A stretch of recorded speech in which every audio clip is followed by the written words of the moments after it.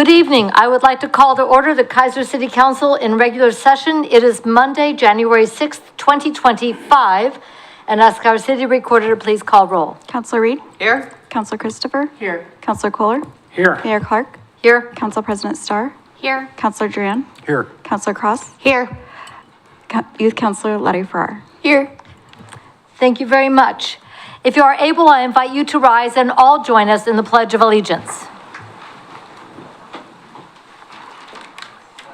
I pledge allegiance to the flag of the United States of America and to the republic for which it stands, one nation, under God, indivisible, with liberty and justice for all.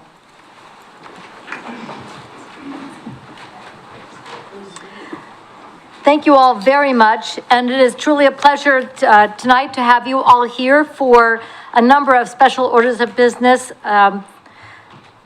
several of which you are here for the City Council, but also for our police officer, Ben Howden, to say thank you to City Councilors, our City Councilor who is completing her term of service, and to welcome Councilor Parsons. So with that, I'm going to go to our first order of special business, which is the presentation of the Life Saving Award to Officer Ben Howden, and turn it over to Chief Copeland. Thank you, Madam Mayor. Whoa, commanding voice. I think Melissa's going to turn that down. Maybe. Otherwise, you guys will hear me very well. Randy, if you want to come up as well. This is Officer Ben Howden, if you're not familiar with who he is. He's an 18-year veteran of the Kaiser Police Department. Started as a CSO. Yes.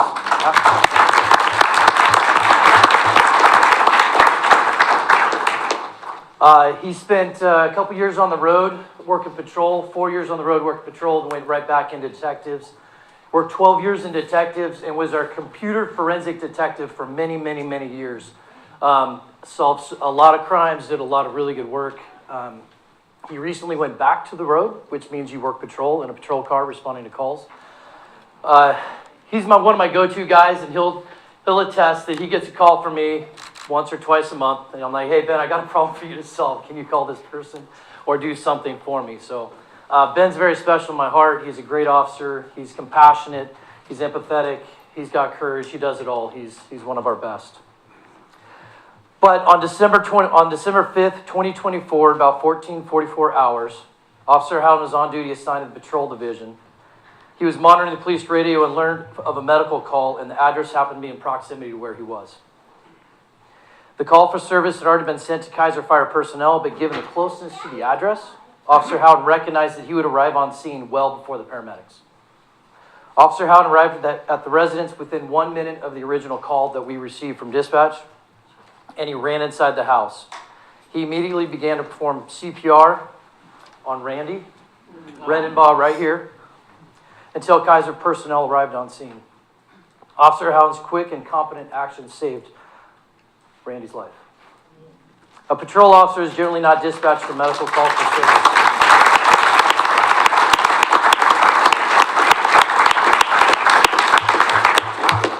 That's a big deal. He's a hero's hero. That's what I told his kids. A patrol officer is not generally dispatched to medical calls for service. We just get advised of them so we know why medics are going to where they're going. But this is a fine example of going above and beyond the course of duty. Officer Howden sees the opportunity to be a real-life hero and change the outcome of your life, of the family's life, and the life of the community. Officer Howden, this is a job very well done. Very proud of you. And with that, I'd like to give Randy the life-saving award that he's going to present to Ben.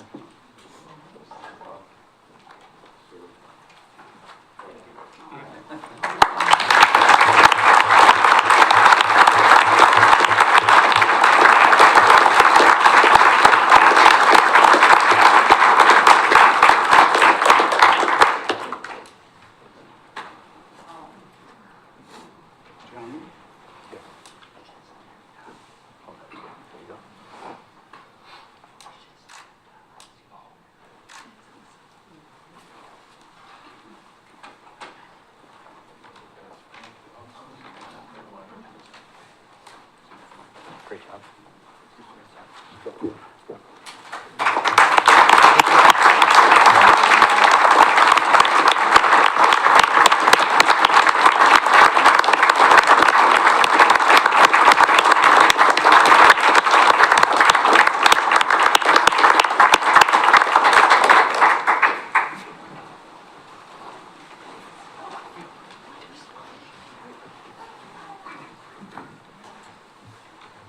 you, Officer Howden. Thank you, sir. Thank you, Officer Howden. I'm sorry, I'm a little choked up. Thank you, Chief. And thank you to a community that is promoting and supporting officers like Officer Howden and all of our Kaiser Police Department members.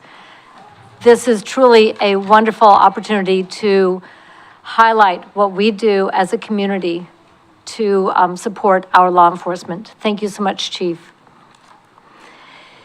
It is now with pleasure and yet sadness to acknowledge and thank outgoing City Councilor Laura Reed.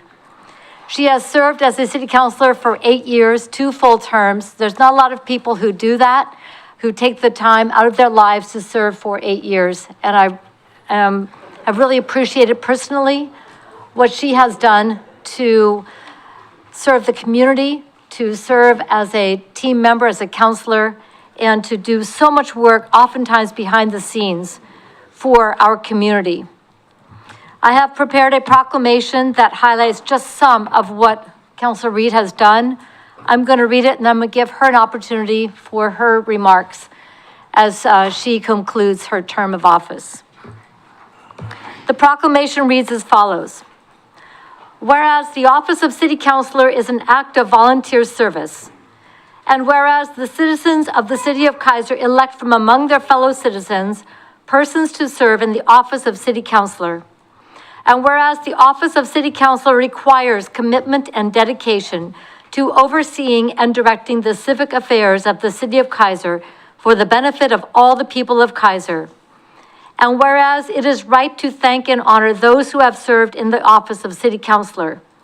Now therefore, I, Kathy Clark, Mayor of the City of Kaiser, together with the Kaiser City Council assembled in regular session, do hereby proclaim that Councilor Laura Reed has faithfully served the people of the City of Kaiser in the elected office of City Councilor from January 2nd, 2017 to January 6th, 2025, and did carry out the duties for which she was duly sworn, which have included the Budget Committee, Community Diversity Engagement Committee, Kaiser Heritage Foundation Board of Directors, the Kaiser 40th Birthday Celebration, Kaiser Public Arts Commission, Long Range Planning Task Force, Mid-Willamette Valley Community Action Agency, Personnel Policy Committee, Stormwater Advisory Committee, 2017 Solar Eclipse Events, the Big Toy Community Build Playground, Kaiser Festivals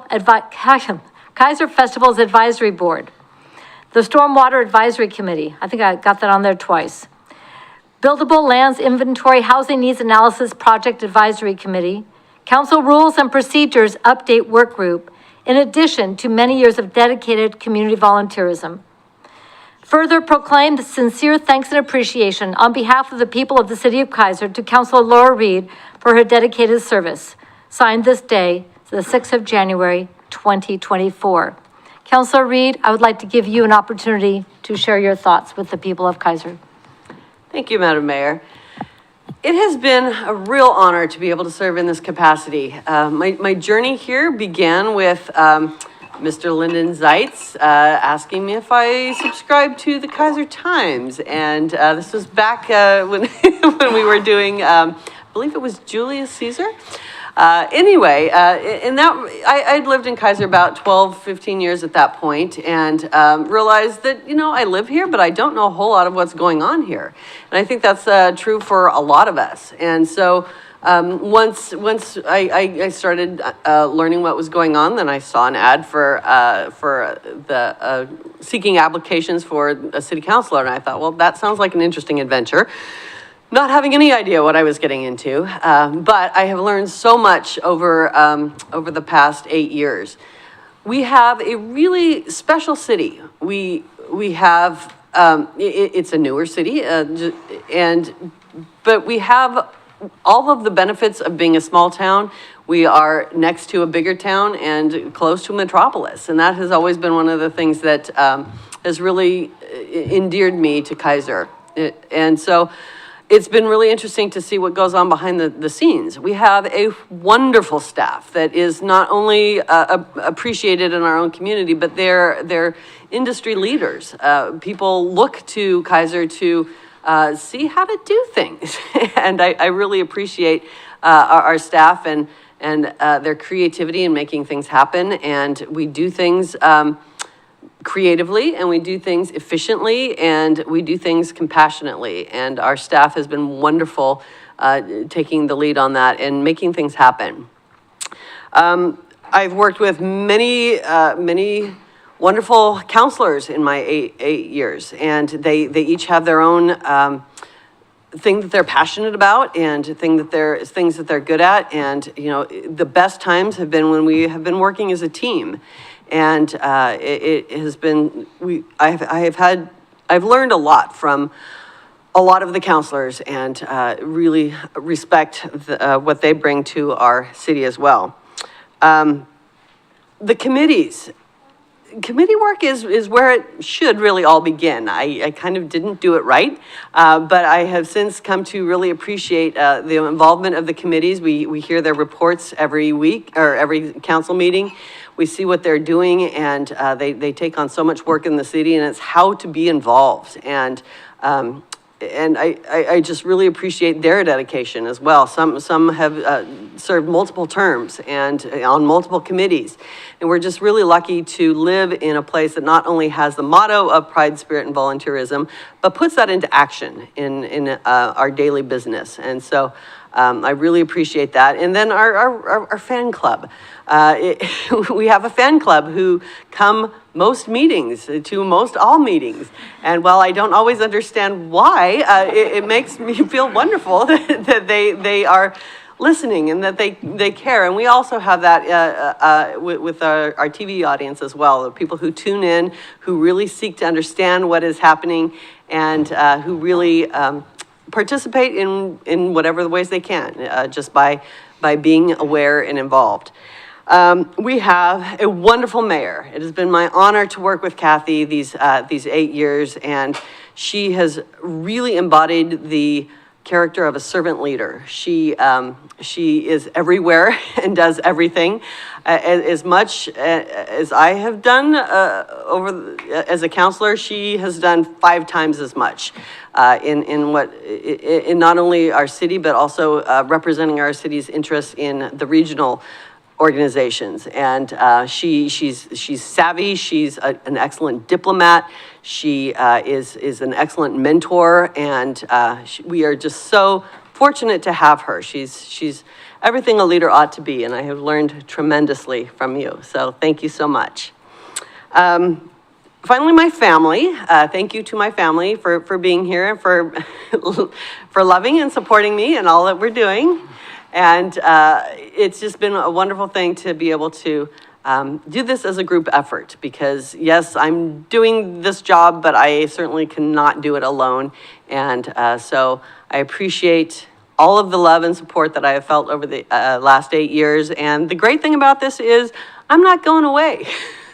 I will continue to teach at McNary. I will continue to be involved in various boards and committees in the city, and continue to serve in the best way I can. So thank you very much for this opportunity, and best wishes for the future. Thank you.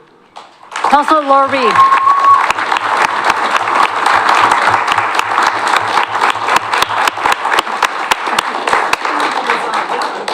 Now that we have the sign. Yes, we love this sign.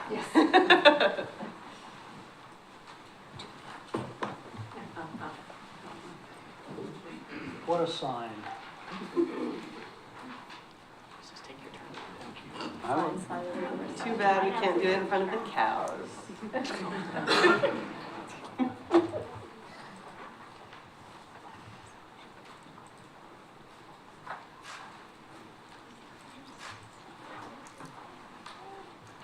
All right, Thank you so much.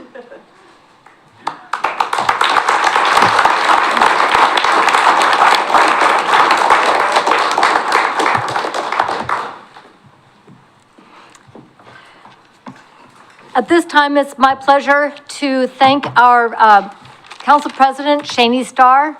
It is traditional at the end of the 2-year term to recognize the work that goes into being a council president. Many of us have done that job. I'm looking at Councilor Parsons, I've done that job, and it is a very important part of helping build the team, cohesion, and the smooth operation of any city council. So with that, I want to personally thank Council President Shaney Starr for these 2 years of hard work. And I have a proclamation and a small token of my appreciation that I think she'll get a little kick out of. So with that, the proclamation reads as follows. Whereas the office of City Councilor is an active volunteer service, and whereas the citizens of Kaiser elect from their fellow citizens persons to serve in the office of City Councilor, and whereas it is right to thank and honor those who have served in the office of Council President, I think a line got skipped. I therefore now, Kathy Clark, Mayor of City Kaiser, together with the Kaiser City Council assembled in regular session, do hereby proclaim that Councilor Shaney Starr has faithfully served the people of the city of Kaiser in elected office of Council President from January 2nd, 2023 to January 6th, 2025, and did carry out the duties for which she was duly elected by her peers, and further proclaim sincere thanks and appreciation for her service to the Kaiser City Council and the people of the city of Kaiser. Signed this day, the 6th day of January, 2024. So thank you so much, Council President Shaney Starr.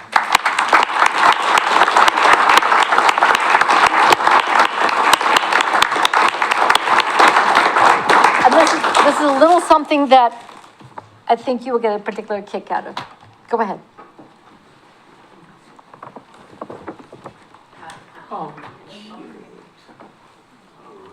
Oh, that looks like my follow. Thank you. You're welcome. And life is better with a boxer. As is evidenced by Coda, our comfort dog. So. Exactly. Thank you. Yeah, thank you. You're welcome. You want to do a picture in front of the, okay. In front of our wonderful city.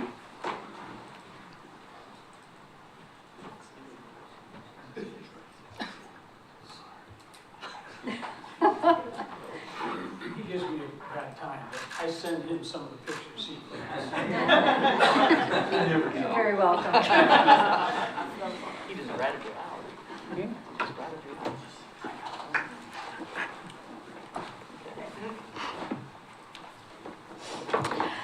So at this time, we're going to change things up and allow Councilor Reed to take a seat as we get ready to welcome and swear in our new city councilors. Our new city councilor will be Marlene Parsons in position number 1, and we will be doing the swearing-in ceremony in the order of the seats. So Councilor number 1 is Marlene Parsons, position 2, Shaney Starr, position 3, Kyle Duran, and then finally, I will take the oath of office. So with that, we will, that's right. Yep. Have you seen anything about her? You know what, while we're doing that, yes, I would welcome comments from council as we change things up. Thank you, Madam Mayor. It's interesting. I've known Councilor Reed for a little while, and she came to my house one time, and I said, "So I understand you're running for city council?" And she says, "Yes." And I said, "So what advertising have you done?" And she goes, "Nothing." And I said, "Well, we need to do something. We need to get something put together." And so we worked on something for a little while. We never really did do it. But one of the things that I always appreciated about Councilor Reed is that there are a number of things we don't agree politically on, but we've always been able to discuss things. And at the end of the day, we're always able to be friends. And I appreciate that about her. I appreciate her dedication and her willingness to always serve and to do her best to do what's right. Thank you. Thank you. Councilor Christopher. Thank you so much. I too want to thank Councilor Reed. She has agreed to stay on the Kaiser Heritage Foundation Board, and even better than that, she's going to be the secretary. And as anyone who's had that thankless job knows, that is a thankless job. So thank you so much for continuing your service to our community. Council President Starr. Thank you, Madam Mayor. Councilor Reed, thank you so much for your tireless commitment to recruiting our youth. You have always brought just the best and the brightest to serve as liaisons alongside of us. And I really appreciate the time that you invest in having those conversations with our youth. And I can't imagine how many. But I hope that you will continue to be our recruiter, even though you are not with us here on the dais. So thank you for your passion and your commitment to everything in the city of Kaiser. And thank you for all of the time that you continue and will continue to invest in our youth. Thank you. Counselor Duran. I too want to thank you for bringing the youth in, because I think that is a huge benefit to our community, is getting the youth involved. And I can see how much of a difference it's made in the 4 years that I've been here, just having their voice and having their understanding of what goes on here. So I appreciate that. And I appreciate getting to know you over the last 4 years. And when we ran together 4 years ago, it was nice to have you there and with us, and that was great. So I appreciate getting to know you, and thank you for serving. Counselor Cross. Thank you, Councilor Reed, for your service. We're volunteers up here. It takes a special kind of person to put themselves out here. We can have pretty robust conversations, but it's necessary. So I appreciate the time. I appreciate the honesty and the way that we're all able to look at things in different lenses and able to get things done. So thank you, and Happy New Year. Thank you very much. Thank you, Counselor Laura Reed, everybody.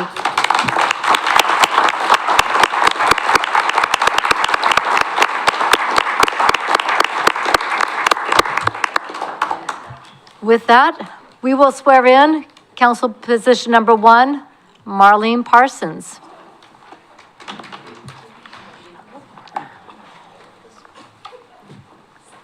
Do you want to introduce who's with you today? Yes, I have my granddaughters, Deja and Reagan. And it's very special to have them swear me in. So I appreciate the fact that they get to do that to me. Thank you.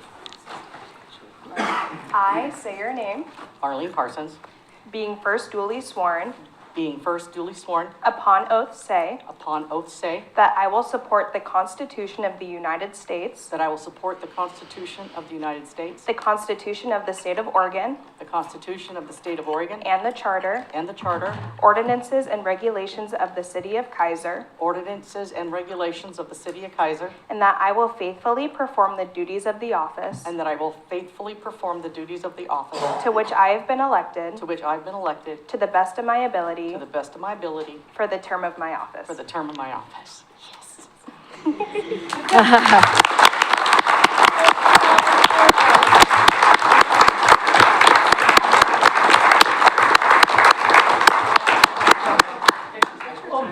Pictures.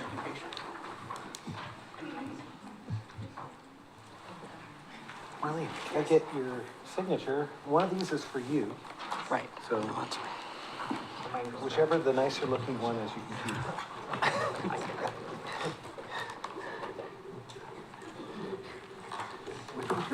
Okay, perfect. Thanks. Yeah, thank you. Okay.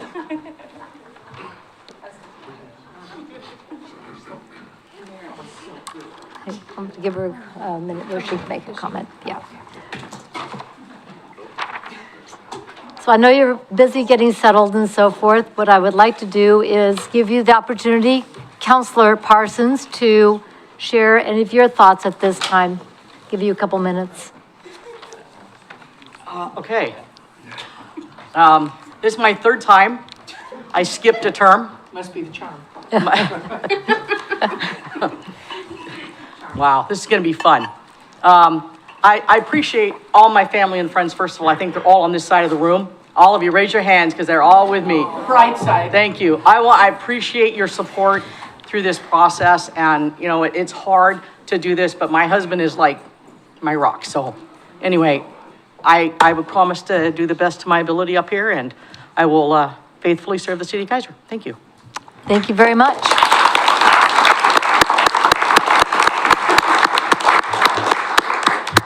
And now for position number 2, Shani Starr.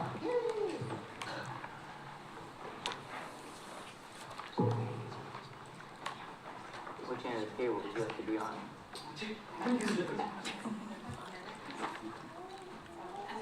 I have my husband here, so Greg, and then my pastor. Thank you for coming, Pastor, and Judy. And swearing me in is Mr. Dick Withnell, who is the closest thing I've ever had to a dad. So, Well, that's very nice of you, Shani, but I was thinking you brought the used car sales down to a low bar.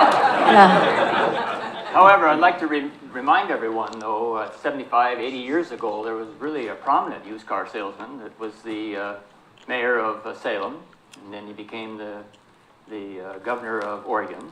Then he became, under Eisenhower,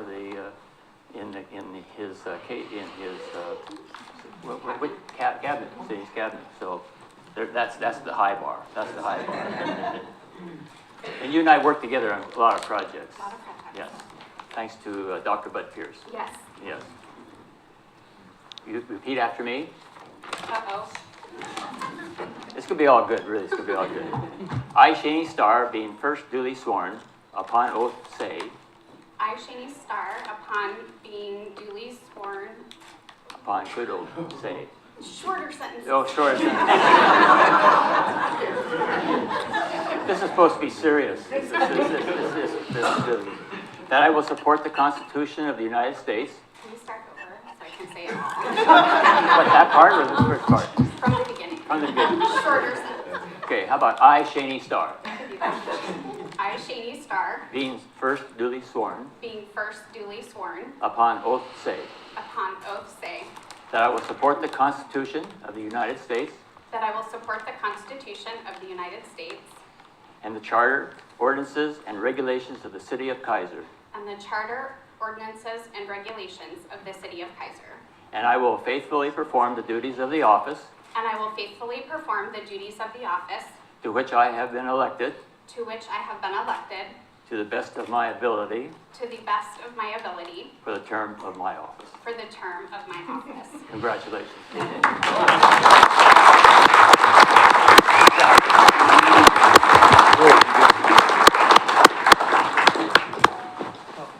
Stand up. They're gonna want to do some pictures first. Oh, right. Well, you need that. I can take your lapel mic. Let's take this. Oh, here we go. Okay, get in front of the guy there. Okay, act like you want to be here. Want to make sure I'm not in the picture. It's like right in the middle there.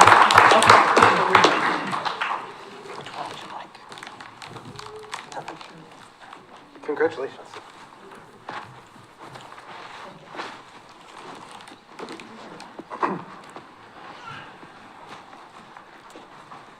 So I'd like to offer you the same opportunity to share any of your thoughts and introduce people and a couple Well, minutes. first, as you can tell, any activity with Dick Withnell is fun and entertaining. So thank you so much, Dick, for coming down and administering the oath. Thank you. And Gail, thank you for coming. Love you too.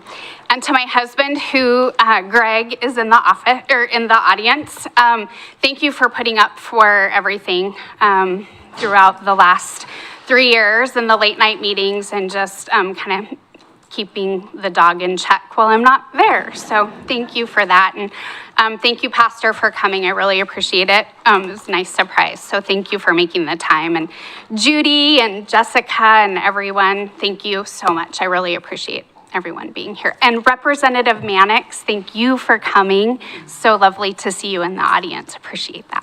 So thank you. All right, thank you very much.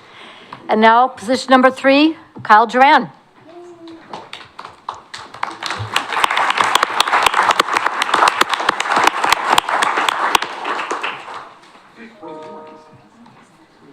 Maybe over by the mic?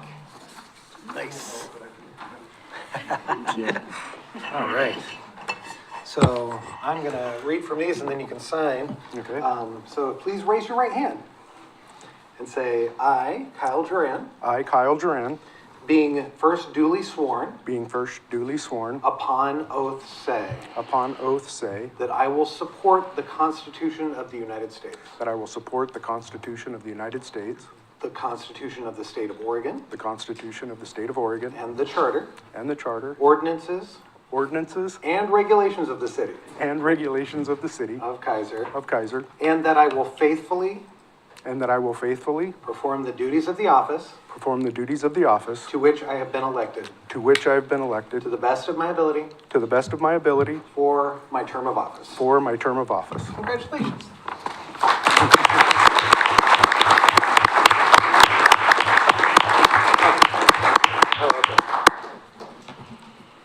One of these is for you. Okay. So whichever one looks nicer.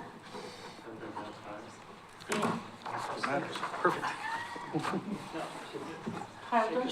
Oh, okay, shake, let's do the shake again.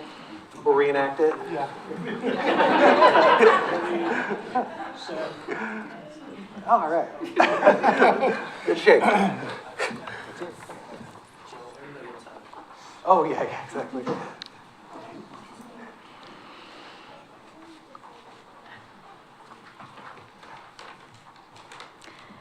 So Counselor Duran, I'd love to give you an opportunity to share your thoughts.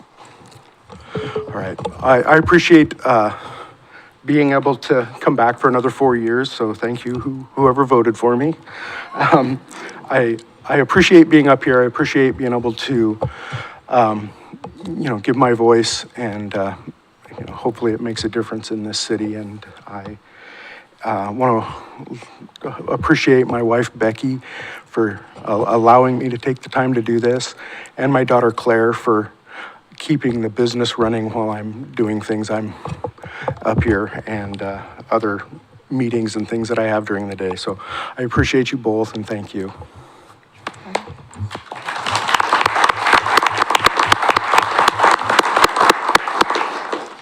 And now, for mayor, I will take the oath of office.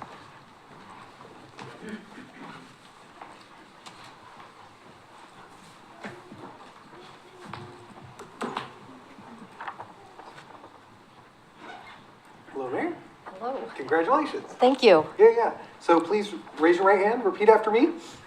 I, Kathy Clark, I, Kathy Clark, being first duly sworn, being first duly sworn, upon oath say, upon oath say that I will support the Constitution of the United States, that I will support the Constitution of the United States, the Constitution of the State of Oregon, the Constitution of the State of Oregon, and the Charter, and the Charter, ordinances, and regulations ordinances, and regulations of the City of Kaiser, of the City of Kaiser, and that I will faithfully and that I will faithfully perform the duties of the office perform the duties of the office to which I have been elected to which I have been elected to the best of my ability to the best of my ability for the term of my office. for the term of my office. Congratulations.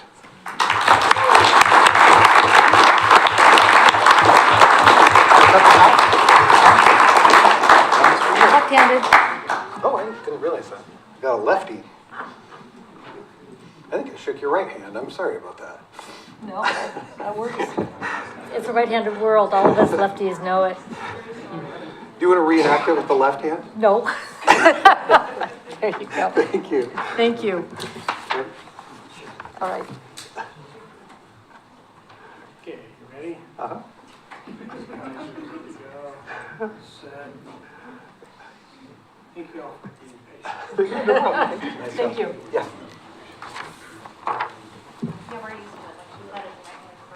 Yeah, because right now we're, yeah.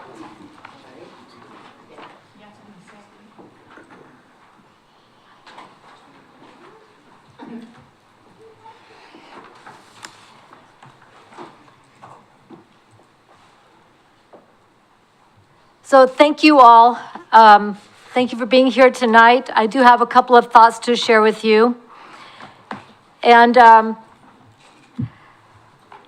the last 10 years, it's been an absolute privilege and honor to serve you as mayor. And I want to thank you for re-electing me to serve you in this office once again. Beside me every step of the way has been my family. my husband of 42 years, Kevin Clark, who's in the audience tonight. He's been 100% committed to supporting and encouraging me in these 18 years of public service and continuing on in this next term. Along with our children, my son is here tonight, my son Alex with his beautiful wife Sheila and his two lovely daughters. My daughter Emmeline and her husband Jordan, my daughter Allison, her husband Michael, and my wonderful daughter Elena, who is also here. Because you've been 100% behind me, I've been able to do this work and be able to serve the city of Kaiser, and I love you dearly for it. And many faithful friends, so many of you are here tonight, have come alongside as we've walked, we've prayed, listened, and worked. And most of all, I'm thankful for the grace of our Lord and his faithfulness in all things every day. Through the campaign process, I've had the privilege of visiting with so many of you and hearing your voices and your ideas. Your warmth, your support, ideas and concerns and inspiration have sometimes been overwhelming. But what I also love is our common love for our wonderful community of Kaiser, and that's my why for continuing to serve. As we go forward, as Kaiser now is embarked on our 5th decade of existence, there are some key elements that I believe will help us chart our course for the future. That we will continue to be a safe and welcoming community that prioritizes our public safety, as we saw tonight, and that we're all active in watching out and caring for our neighbors. That we continue to promote our strong local economy for jobs and businesses that support our families. That we continue to support our wonderful culture of arts and literature, our outdoor spaces and community gathering, and our celebrations together. That we are a city that seeks continuous improvement, as exemplified by our outstanding staff members, to provide quality services for our people. And mostly, a place of belonging where everyone has a role in creating this community that we call Kaiser. So now we put our pride, spirit, and volunteerism into action, and let's continue to get to work for Kaiser. Thank you all very much.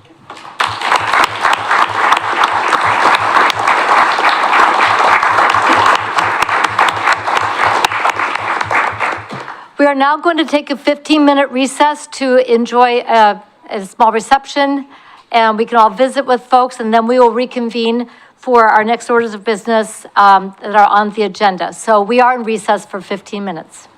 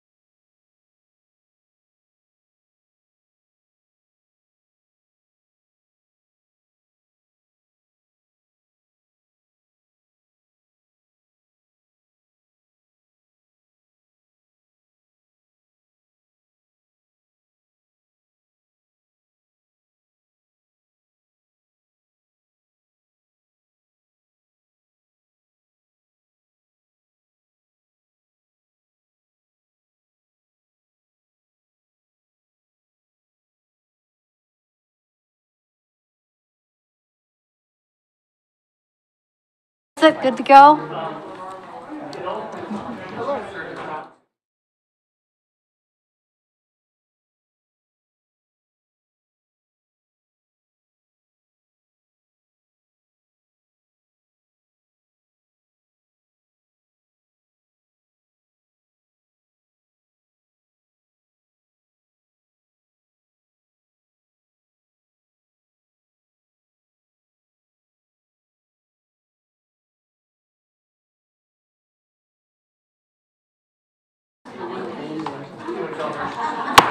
All right, I would like to call the Kaiser City Council back into session, and we will proceed with our agenda.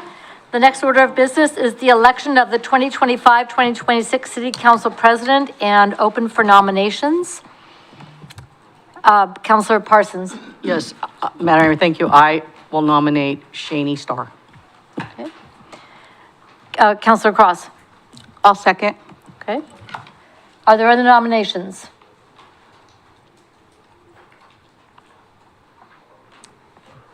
Okay. No other nominations? Okay, so we won't need these. We will need then a vote to affirm Councilor Starr as the council president for the next 2 years. All in favor, please signify by saying aye. Aye. Opposed, signify by saying no. Motion passes unanimously. Congratulations. Got 2 more years. Okay. Mayor, Councilor Christopher. are these our seats? Are you doing anything with this? Probably, next time, yes. Okay. So I didn't know who was gonna be council president, so, we'll probably do a little bit of rearranging. Okay, I don't So- care where I sit. So, as long as it's, up here, right? Well, yeah. Yeah, okay. All right, with that, let's go to committee reports, and we're gonna start with the 2025-2026 Volunteer Coordinating Committee appointments. So I will start with, Councilor Parsons. Thank you, Madam Mayor. I am going to appoint Tina Richmond, and she's in the audience. Just raise your hand. Stand up, right there. Thank Okay, you. Tina Richmond. Councilor Christopher. Thank you. I am appointing, Kim, I almost said Beasley. Wow, this blast from Kim the Freeman. past. That's how long I've known you, Kim. Yeah. All right. Councilor Kohler. Thank you, Madam Mayor. I reappoint Larry Jackson. Thank you. Council President Starr. I appoint Lenora Blake, and she's here. Okay. Councilor Duran. I'd like to reappoint Jane Herb, and she is here. Councilor Cross. Thank you, Madam Mayor. I will be reappointing Leslie Reiswick. Okay. And I will be reappointing Daisy Hickman. All right, Board, Commission, Council Committee appointments. And this goes to Ms. Bissett. Mayor? Councilor Christopher. Am I on? Okay. Okay. Before we go on with that, I, for one, was surprised to see this on the agenda because at the last city council meeting, we had talked about waiting until after the work session because there are some changes that have been proposed in the Kaiser City Council rules of procedure. Is that right? Okay. And that hasn't been completed yet. I have no problem with the process that we have gone through this year, and I appreciate that you have met with each one of us and asked our opinions. I have no problem with that. It's a timing issue. And I think that we agreed, and it's in the minutes that we're going to be approving later on, and it says that there was discussion about making appointments and for Councilor Parsons and Christopher to fill in the gaps in January and then hold over all other assignments until the new process was determined.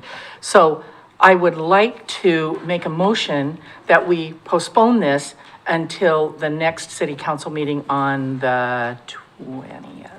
Well, let's push pause on that if we could, because we need to talk through some of the other appointments that are time sensitive. So if we could look at those, because there are some additional steps and positions that need to be filled, because we have either contractual or other vacancies or people that need to step away from what they're doing and make schedule changes. So with the indulgence of city council, I would like to work through each of them And there are some that need to be changed, other than the ones where where you and Counselor Parsons are concerned. Which specific positions must be filled in January? Let's work through it, if we can. So there's quite a few in there, and I'd like to talk them through with you. And I also want to, if I may, we'll start and then I'll come to you, Counselor Cross, to finish the thought, is that there were a number of positions that I've talked with all of you. There are people who need to make changes because of their schedule. There are some that need to be filled because of vacancies. The top part is the internal, and we have committee meetings coming up. Audit is of particular timeliness. So we do have ones that we need to fill. So I'd like to talk it through with each of you to see if we can at least keep the work of the city going while we work on our process and procedure, which is still not completed. I do have a hand up from Councilor Cross, and I'll come back to you. Thank you. Thank you. Councilor Cross. Yes, so I would second Lori's motion. I would be against going through them one by one, because I don't think, unless I would ask Joe if any of those have to be assigned right now. And just going through the committees, I mean, there are some committees where I think that I would be a better fit for the Mid-Willamette Valley Homeless Alliance, and I would want that to go to a vote of the council. Okay. So at this point, though, we don't have an agreed upon procedure except the one that's currently in place. And we do have obligations, especially for our OS 190s, where we do have a voting position. And so that would continue until changed. Well, follow up, then I could choose not to accept my committee appointments, and so could Councilor Duran, and so could Right. Councilor Starr. Okay, perfect, thank you. Right, and you can choose to not do that. The problem is that we do have an issue with the audit committee that does need to be scheduled by the end of January, and we have people willing to do it. So Mr. Wood is waiting on that one. My turn. Counselor Christopher. Thank you. I talked with Mr. Wood today, and there's no rush. And he said sometimes those have been as late as March of every year. And so correct, sir? There's no rush to have to do it before the 20th of this month. As I indicated earlier today, that is correct. However, it does typically take 3 to 4 weeks to get something on the schedule. So it would be nice to get it sooner rather than later. However, the 20th, we could live with that. Great. So there's a motion and a second on the table, Mayor. Right, but that would have to first, we would have to suspend the rules, take up that matter, because it's not a motion that's not on tonight's agenda. I move to suspend the rules. I second. It's moved and seconded to suspend the rules to take up the matter of delaying the appointments, except where they are timely. And there are some, Delaying all of them. all of them. That's my motion. My motion is delaying them until the 20th. Okay. Well, there's going to be some, okay, anyway, motion second, discussion, and the discussion from the point of view of getting the work done. There are, let me get my other list.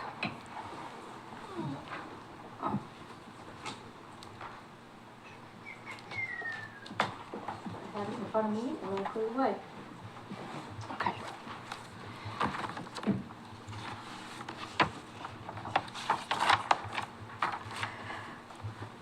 So right now, we will have vacancies, Community Diversity Engagement Committee, we will,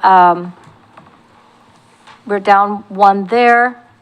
Public Arts Commission, we will have a vacancy, because that was supposed to be held by Christopher.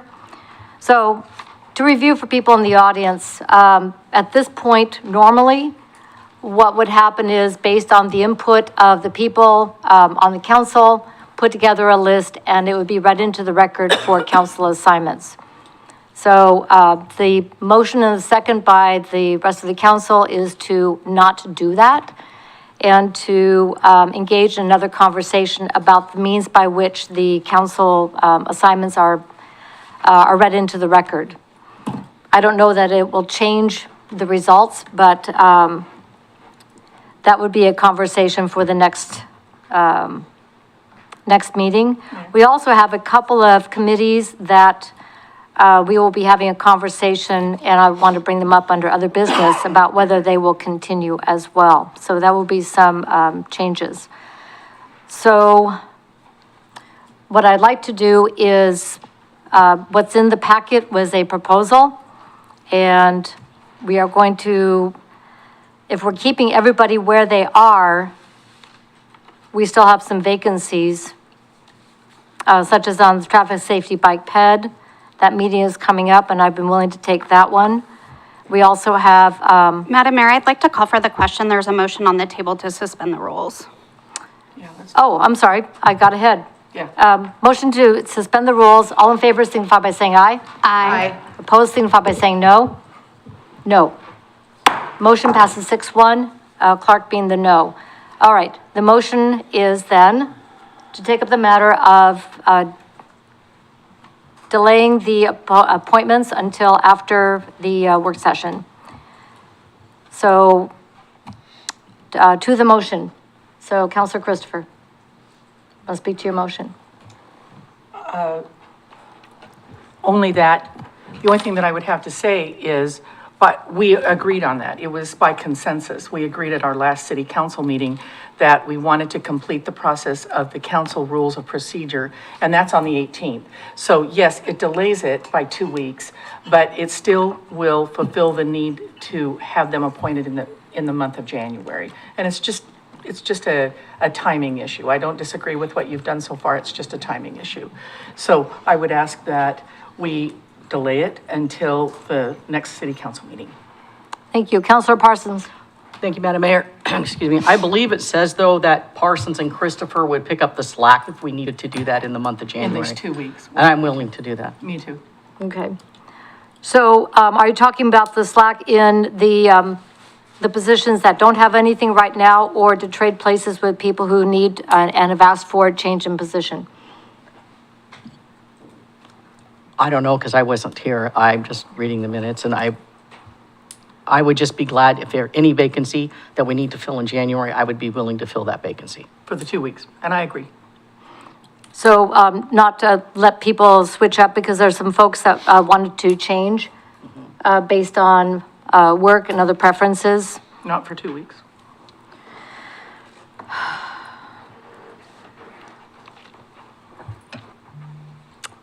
Okay. So, yeah, I'm a little bit at a loss with, especially with, on the top part, we had agreement on who is going to cover which committees. And so we would, so then who is going to be covering these between now and then? I don't have that list. So community diversity engagement, they don't meet again until February, is that correct? Correct. Okay. So, because we have nobody there. Oh, I'm sorry, Counselor Starr. I was there. Yeah, so you were at this one. Public Arts Commission, I'm going to be there anyway. so, right, but as a, well, you can't have two positions. Well, they'll have to recruit to get someone to take my place as just a member.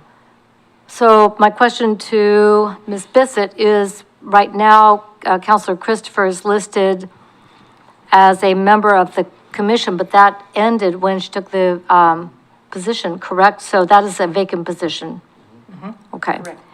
So that would mean then the voting position on there would be vacant on the council side too. So we'd have two vacancies, correct? So you wouldn't be there in any capacity until after this process is done? Do we have a meeting in January? I was just trying to find the calendar, so let me see. I'm not positive we do. You may not. And then, Counselor Kohler, you're currently, Parks. And Counselor Parsons was willing to swap out, but you would have to switch back and do Parks this month. That's fine. Okay. Personnel policy meets at the end of the month, so we can wait off on that one. Planning, SO Kyle.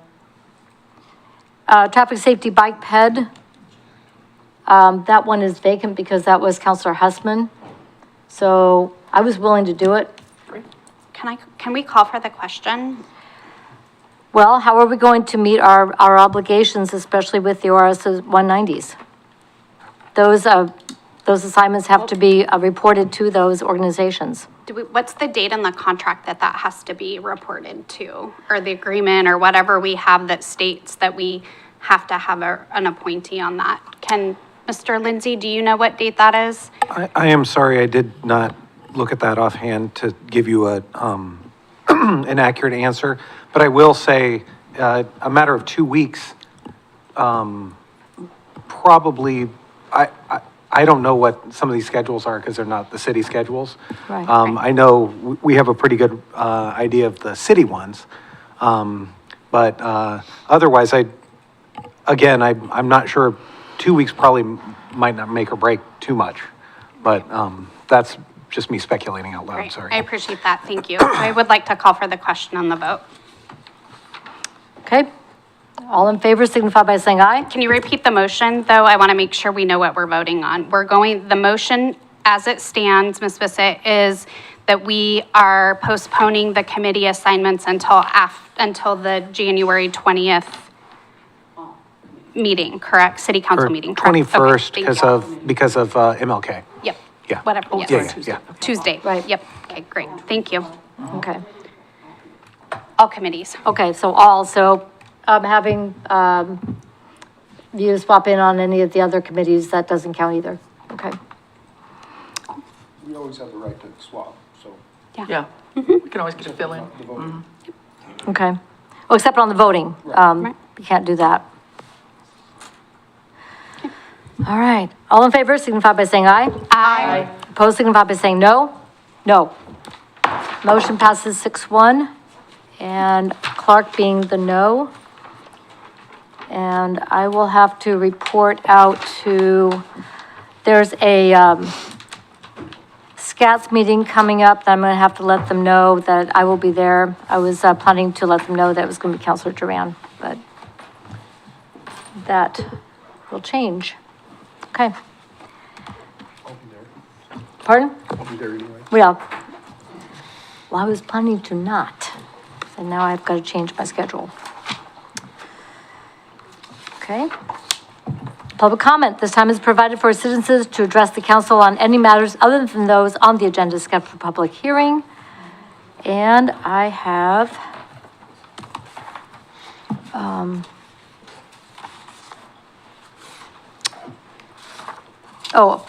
before we go to public comment, I want to go back to committee reports because I have two. I have a committee report from Hearst Sangster on the traffic safety bike ped. So we'll go to that.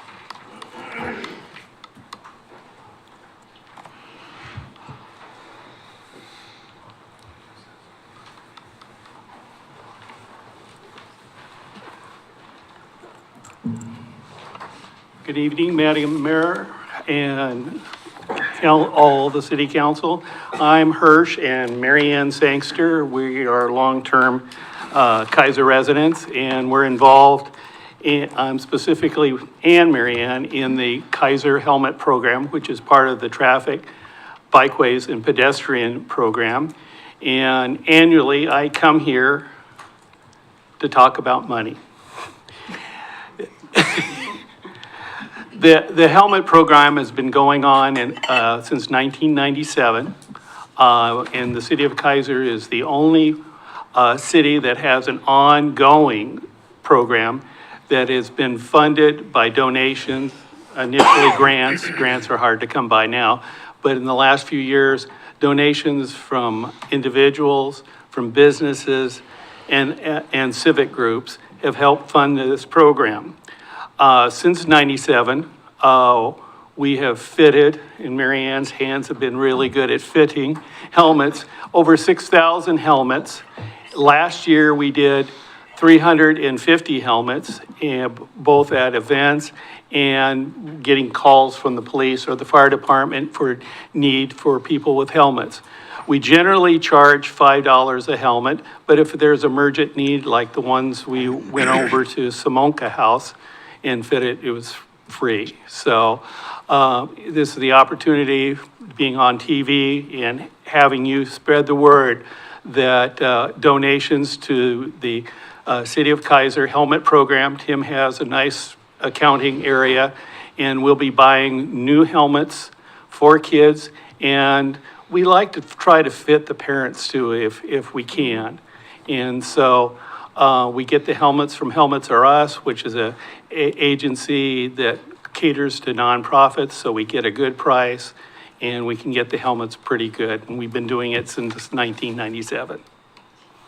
So that's my 2 cents. And Traffic Safety Bikeways Committee meets next week. Thank you very Any much. questions? Council President Starr?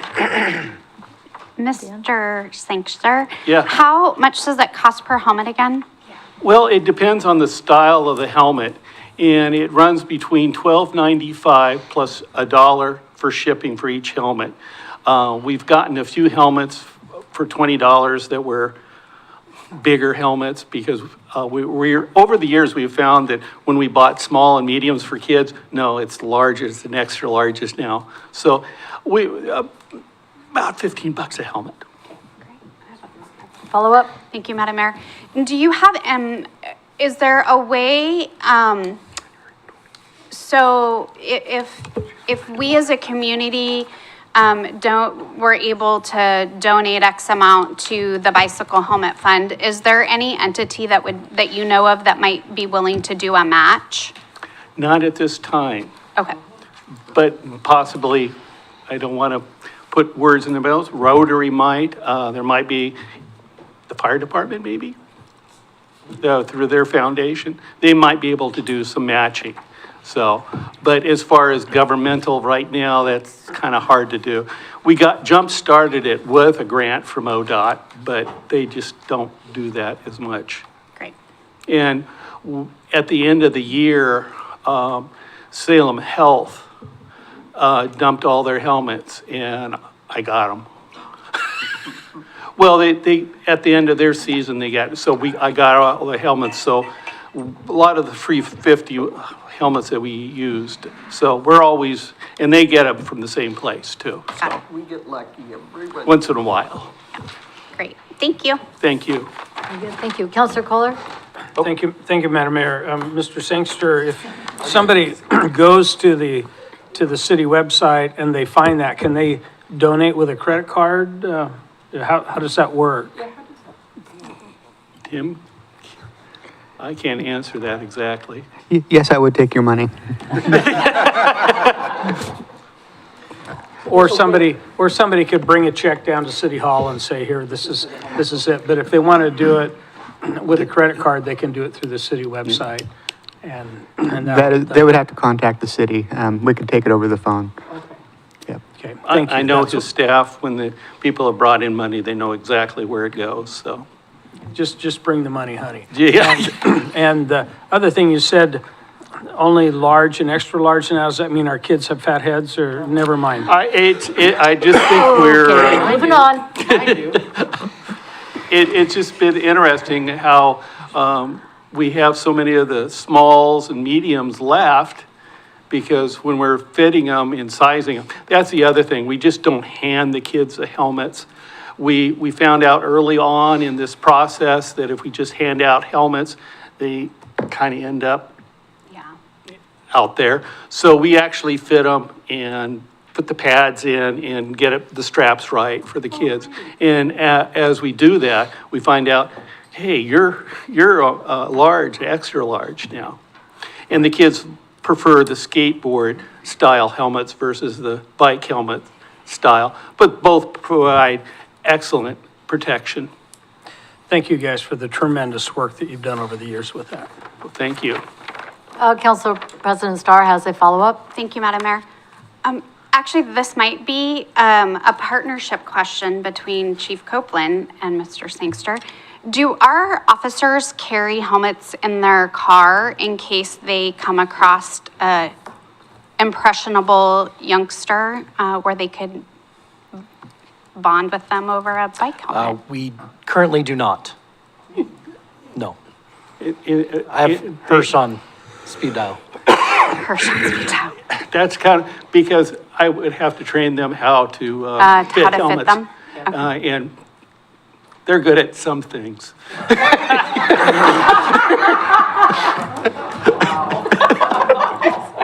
A lot of things. But you have both David Debster's and and Mary Ann's phone numbers, so we've had officers call and say, so. Thank you. Okay, just checking. You'll get me back later. Probably. Thank you. All right, thank you. Matt Lawyer for the Gold Star Memorial.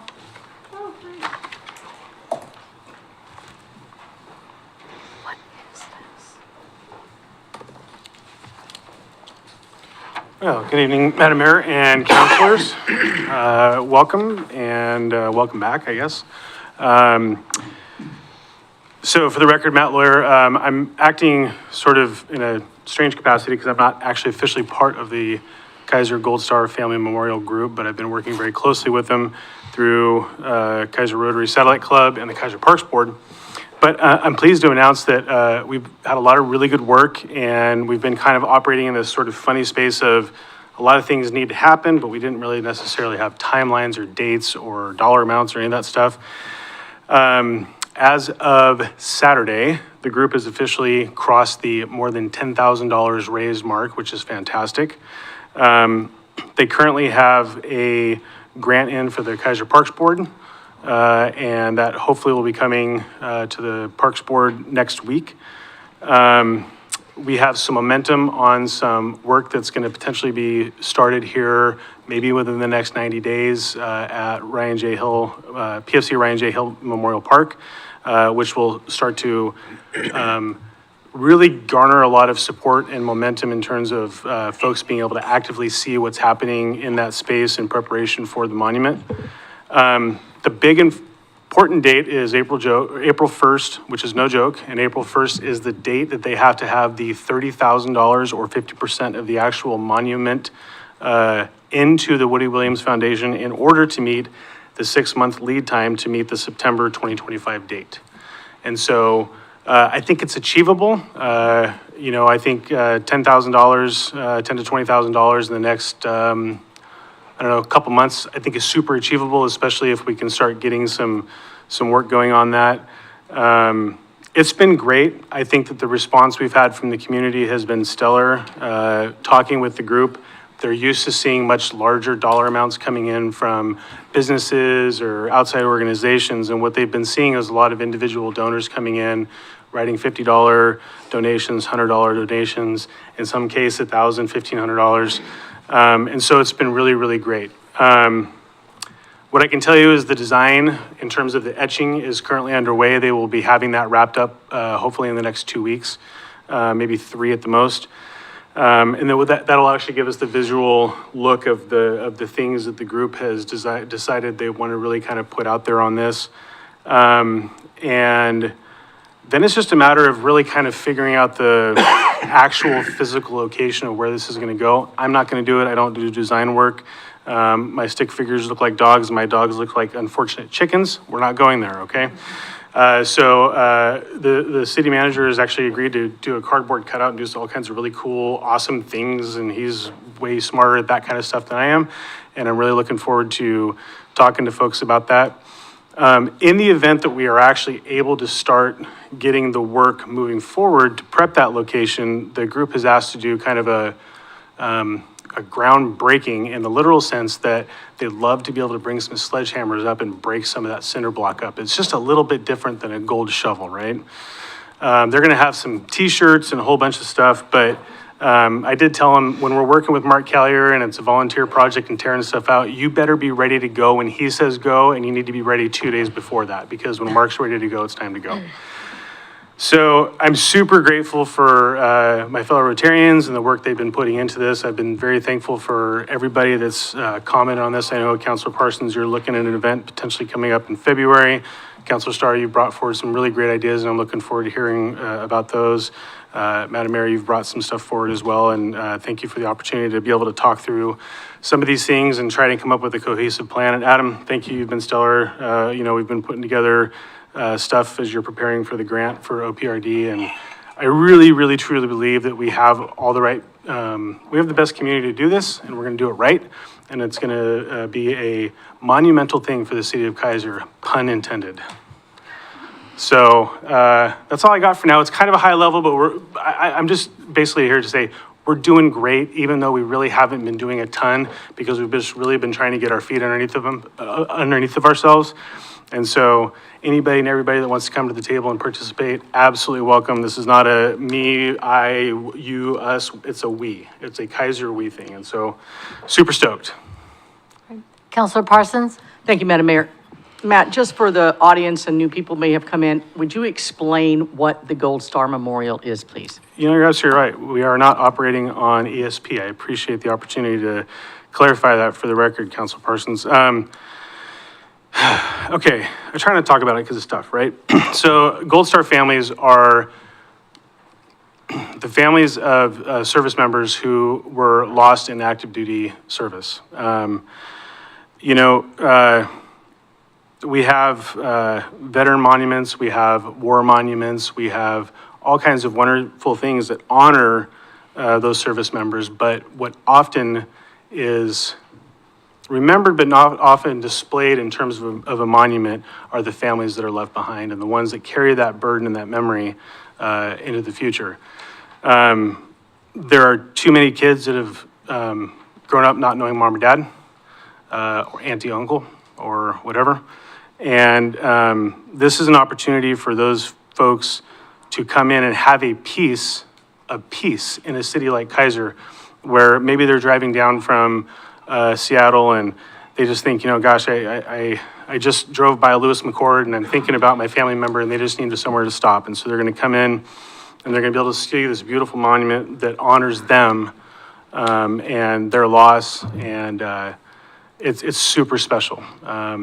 Those are some of the hardest conversations as a service member you ever have to have is with a family that's lost someone. And, you know, Shauna Fennison, who the mother of PFC Ryan J. Hill, has been a stellar champion for this. Tim Berry, who's also working on this, Ryan was his cousin. And so it's hard. It's a tremendous honor and a tremendous burden to be able to help those folks in any capacity.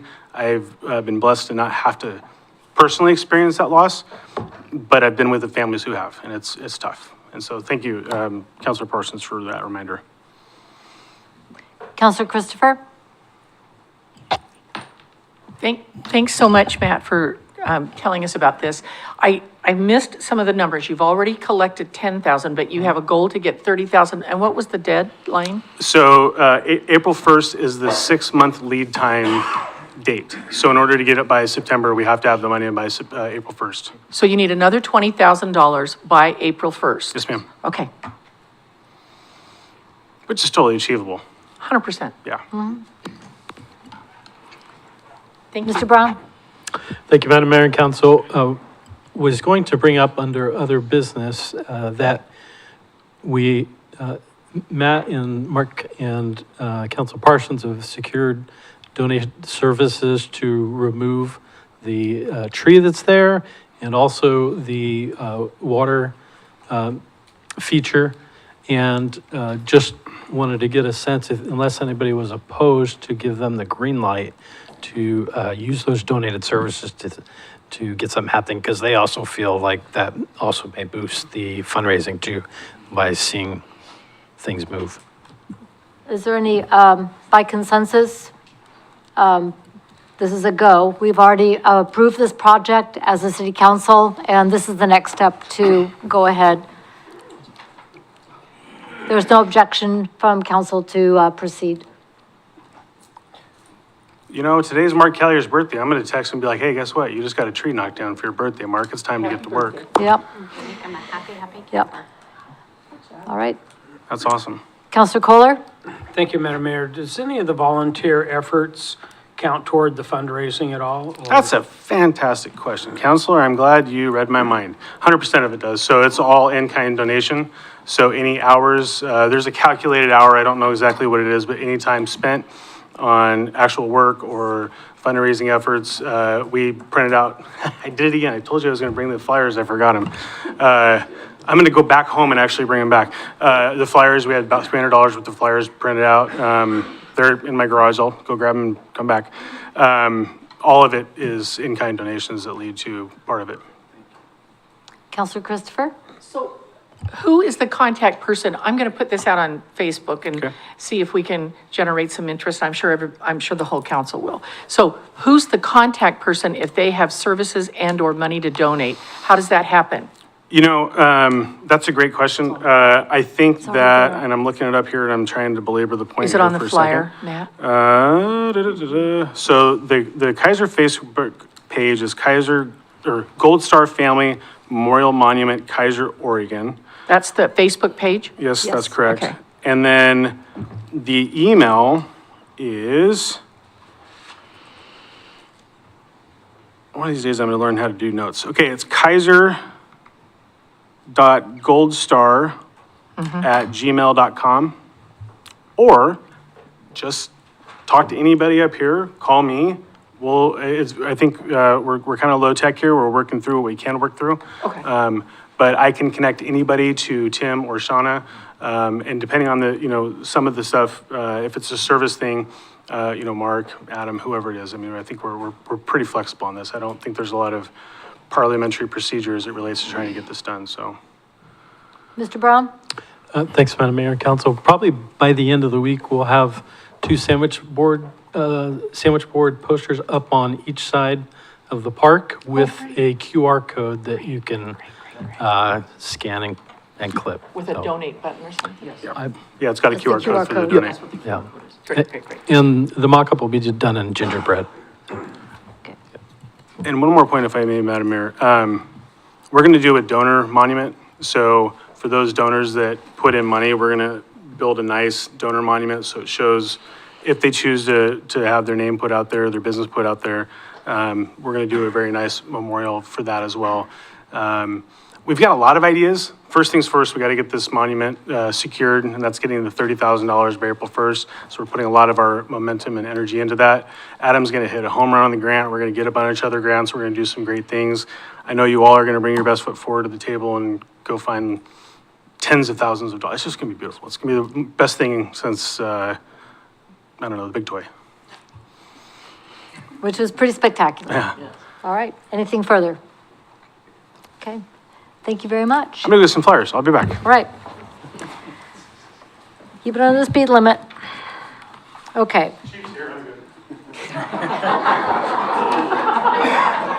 Wow. Is there anyone else here for a committee report that didn't sign up? All right, now we'll go to public comment. This time is provided for citizens to address the council on any matters other than those on the agenda scheduled for public hearing. We have two public hearings scheduled for this evening. One is an OLCC application, change of ownership, limited on-premises sales liquor license for Osaka Hibachi and Sushi. And then also the 2025 liquor license renewals. If you're here from that, stand by. Before we go to spoken comment, we have two letters of written comment. One is from Tammy Kunz, from resident of Kaiser, from the Greater Northeast Kaiser Neighborhood Association. And this is a budget request for the Neighborhood Association. And what I need to know is if we need to refer this to staff to come back with a staff report and to have us then have it on an agenda, on the next agenda. So we'll need that to consider anything for the Neighborhood Association, because this is above and beyond the usual allocation.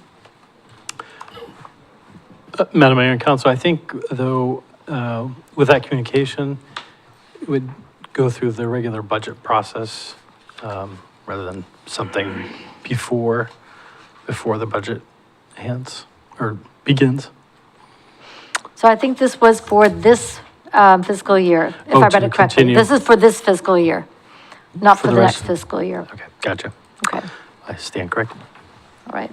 And the second is a letter from the Kaiser Chamber of Commerce, and it is a request from the president of the board that the Kaiser City Council not appoint a liaison to the Kaiser Chamber until the contract is written between the city and the chamber, and include that in the contract rather than as a separate liaison.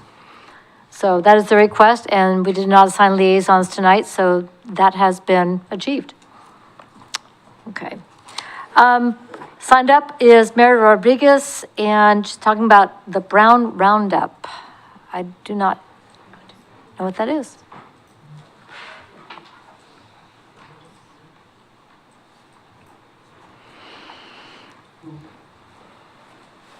If you just state your name and your city of residence for the record, and then you have 5 minutes. Okay, Mary Rodriguez, It's on. There you go. Mary Rodriguez, and I live here in Kaiser. And I came across something that was quite disturbing. And it is a letter that's going around that's called the Brown Roundup. And basically what it is, it's coming from a hate group. It's been distributed in Lincoln City, in Coos Bay, and in Toledo.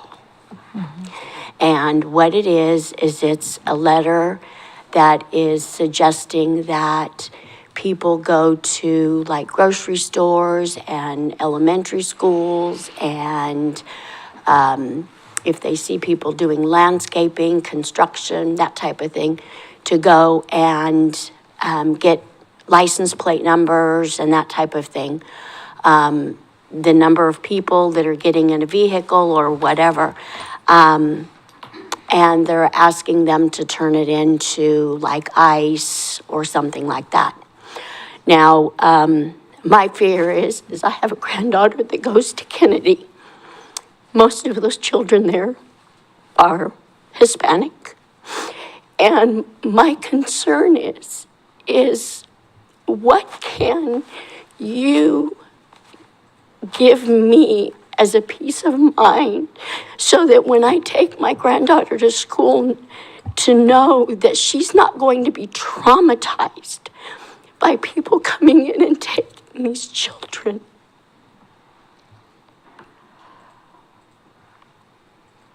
Wow. Yeah.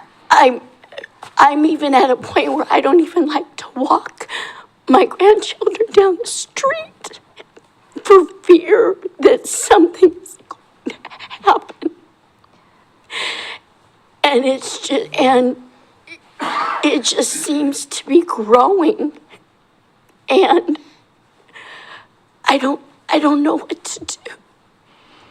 And that's why I'm here trying to ask for some kind of something so that when I walk out my door and I take my granddaughter to school, that I know she's going to be okay. Well, I really appreciate you coming in and sharing the fear. And I've heard about this letter from some of my fellow mayors on the coast who were absolutely outraged that someone would write something like this and then send it out into communities as if people in our community would attack people in our community, that you and your family are members of our community. You are our neighbors. We belong together. I said in my opening remarks earlier that this is a city of belonging. And that includes everybody. We all belong here. Your family belongs here. My family belongs here. Right. And anybody who would target a family based on for any reason, that is not acceptable here. That is not what Kaiser's about. When we passed our statement of values that all people shall be treated with dignity and respect, we meant it. Chief, I'd like to go to you. If someone would actually take it upon themselves in what I believe would be a bias action, I'd like to hear your comments. I thank you, Madam Mayor. I did talk to you earlier today and had a pretty good conversation about this. I honestly, seeing our community would not stand for it. I think we all know, I know a lot of people in the community that would be very, very much against this. And we would unite with those folks and we would do our best to get them out of our town. So, I mean, we we love diversity. You said it before. It makes our community stronger and better. So I think it's, when she was telling me about the hurt and the pain and the anxiety and the stress of walking her grandchild to school, breaks your heart, right? We don't want that. So I think we would, and I believe that everybody in this room would unite around that. And we'd all walk your grandchild to school. I appreciate that because I just, I see these little children every day come to school and they're, and just the thought of thinking that somebody would just come and rip them away. No. It's just heartbreaking. And I love it here. I love to put my 14-month-old grandbaby in her stroller and take a walk.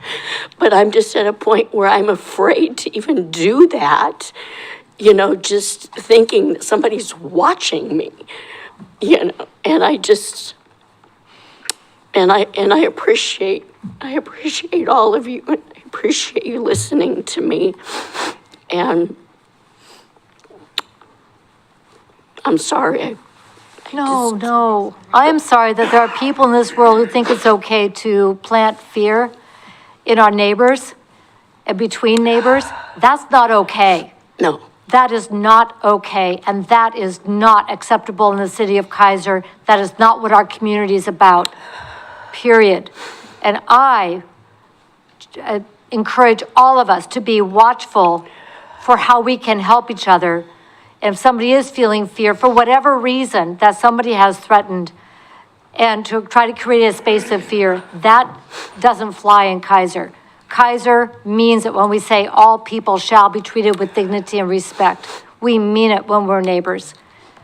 You've seen it in your neighborhood, and you've seen it around town. Our police department, they're 100% with you. You have your neighborhood family council.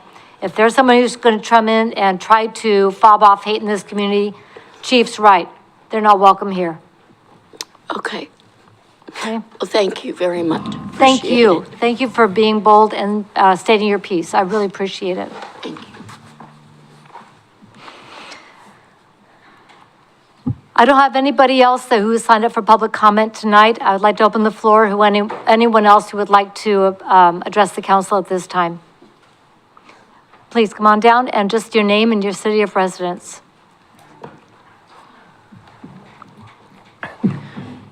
Good evening, council. I'm Liam Stitt. I live in Kaiser, and I am the youth liaison to the Parks and Recreation Board.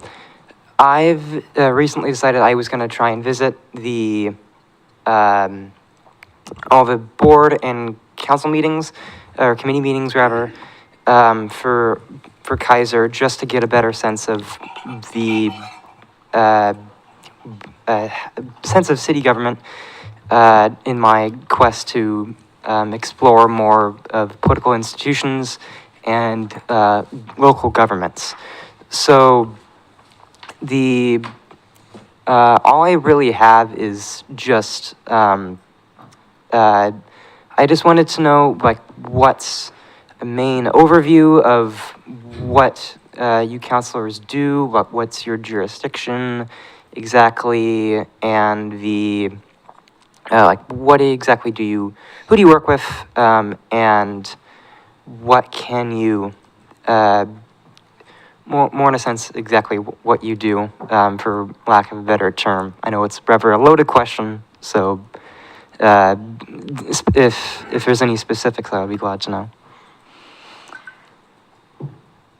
Well, I think a couple of source documents for you as you do your work will be our charter.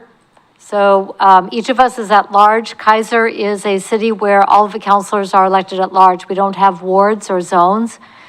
And then the mayor is also elected at large. And then our duties are delineated in the charter, and then we use rules of procedure to figure out the details of how we're going to operate that charter. Those adapt and change as state laws change, as our charter was updated in 2021. And then I know any of us would love to sit down and visit with you about what our experience has been, because you have 7 people with 7 different experience bases of how we got involved and why we got involved, and what we see as our opportunity to use this as an opportunity to serve the people of Kaiser. We are all unpaid volunteers with day jobs and families and things that go with that as well. So does that kind of help you get started? Yes, it does. Thank you, Mayor. Anything anyone would like to add? Counselor Cross? Thank you, Madam Mayor. Mr. Brown, maybe if you can get his email, I think it'd be helpful what you showed at Kaiser Leadership, that slideshow. That was good, yes. That'd be probably super helpful, the way you broke that down. That was really good. Thank you. Yeah. Thank you for being here. All right, thank you very much. Is there anyone else who would like to address the council? All right, we will now go to public hearings. The first is item 7A, OLCC application, change of ownership, limited on-premises sales liquor license, Osaka Hibachi and Sushi, formerly Teriyaki Town and Sushi. The public hearing is now opened. Ms. Bissett. Mayor and City Council, we received an application for a change of ownership for a liquor license for Osaka Hibachi and Sushi located at 3854 River Road North in Kaiser. As required by our ordinance 2010-623, a public hearing was scheduled for this evening. Notice was published and mailed to all the property owners within 200 feet of the establishment and the website West Kaiser Neighborhood Association. So tonight, staff is recommending that the council recommend approval of this liquor license, and then that recommendation would be forwarded to the OLCC. Right, thank you very much. Are there any questions from council on the application or the staff report? Okay, and I understand the owner is here, and if you would like to come and tell us about the business, we would welcome hearing from you, but you don't have to. Okay. That's okay. We're glad to have you here. Welcome. Oh, sorry. All right. Good evening, Mayor Katie and all councilor. First of all, thank you for giving me opportunity to introduce myself. My name is Martina Sihotang. I'm the owner of Osaka Hibachi on Wheel on South Commercial Salem, and then Osaka Hibachi and Sushi in 3854 River Road North, 97303. Sorry. I'm still learning, sorry. My English is not doing very well. You're doing great. So we start business, me and my husband, 2019, 5 years ago, in start business of food truck. Like I said earlier, the name is Osaka Hibachi and Wheel. And then we want to add sushi. So we want to find a bigger places, like a restaurant. After finding anywhere, like a place for that, we pick a Kaiser because we want to, I got real nervous, sorry. You're doing fine. So we want to make a Kaiser is more life because we look everywhere, there is no hibachi place. So to promote our food, it's like everyone maybe know hibachi is like Benihana, they cook it in front of you guys, but sorry. So it's our restaurant just like casual dining. So they have a sushi, if you like try some sushi, like a fresh fish, or you don't like fresh fish, we have like fully cooked. And then hibachi, like lobster, shrimp, chicken, steak, scallop, calamari. But they all cooking in the kitchen. You just sit down, you order it, and your food is ready, they bring it to you. But like I said, like they have a sushi. Without alcohol, sushi not good. So, yeah, right? Like sake, wine, and a beer, of course, right? Like domestic beer, local beer, and import beer like Kirin, Asahi. Everybody love it, right? Yeah, so that's like I said. So I come here to all the mayor and councilor to approve my application. Thank you. Thank you and very well done. Thank you, ma'am. Thank you. Is any question? All right, Council Parsons has a question. Thank you. When are you open now? Oh, yes, ma'am. We start open on December 8th. Okay, great. Thank you. Yeah, yes, ma'am. All right. All right, any other questions? Thank you so much and thank you for coming tonight. Thank you, Really Mayor. appreciate it. Yeah, appreciate it. Thank you so much. Is there anyone else who would like to address the council on this public hearing? All right, council, do you need anything else before I close the public hearing? Public hearing is now closed. Council President Starr. I move the Kaiser City Council recommend approval of the application for a change of ownership for a limited on-premises liquor license for Osaka Hibachi and Sushi under the guidelines established by ORS 471.175 and the ordinances of the City of Kaiser. Second. Let me get to the right page.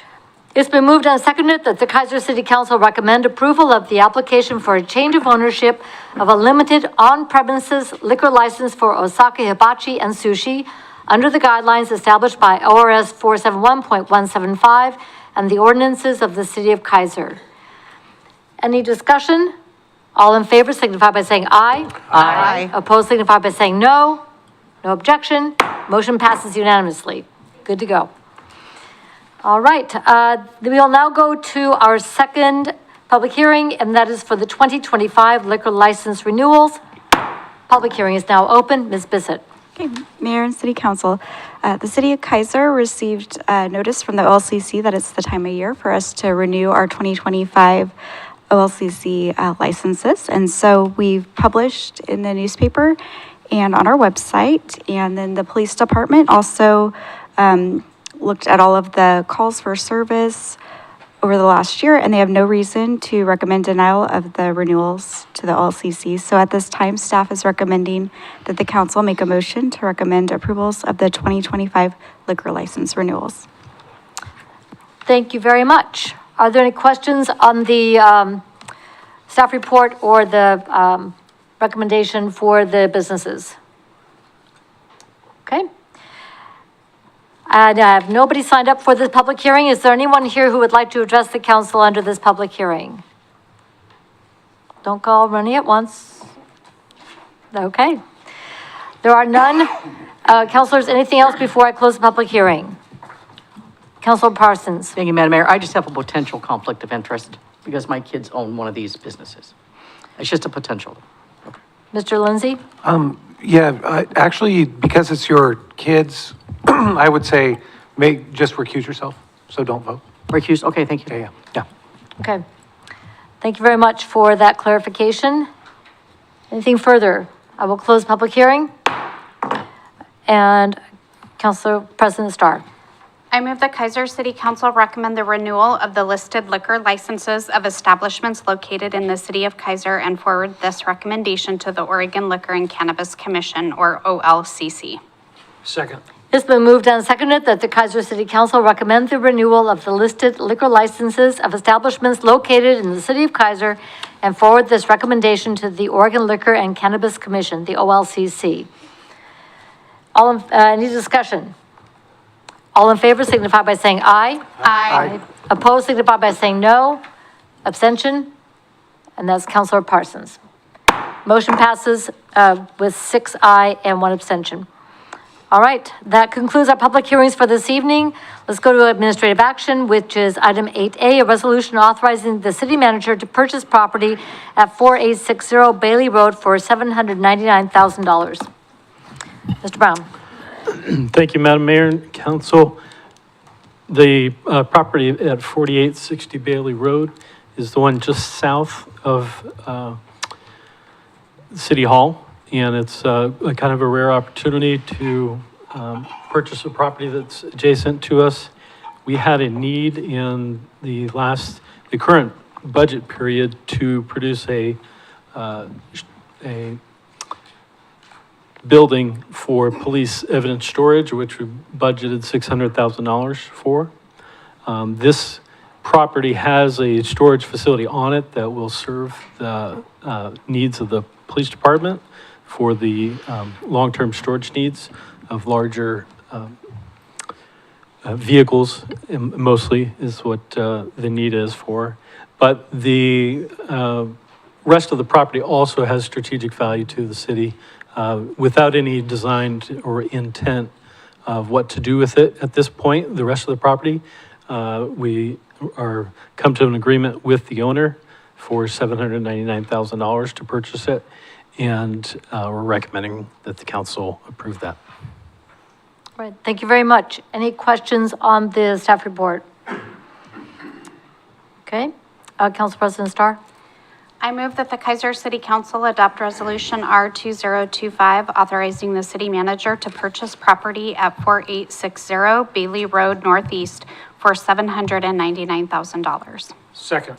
It's been moved and seconded that the Kaiser City Council adopt Resolution R 2025, authorizing the city manager to purchase property at 4860 Bailey Road Northeast for $799,000. All in favor signify by saying aye. Aye. Opposed signify by saying no.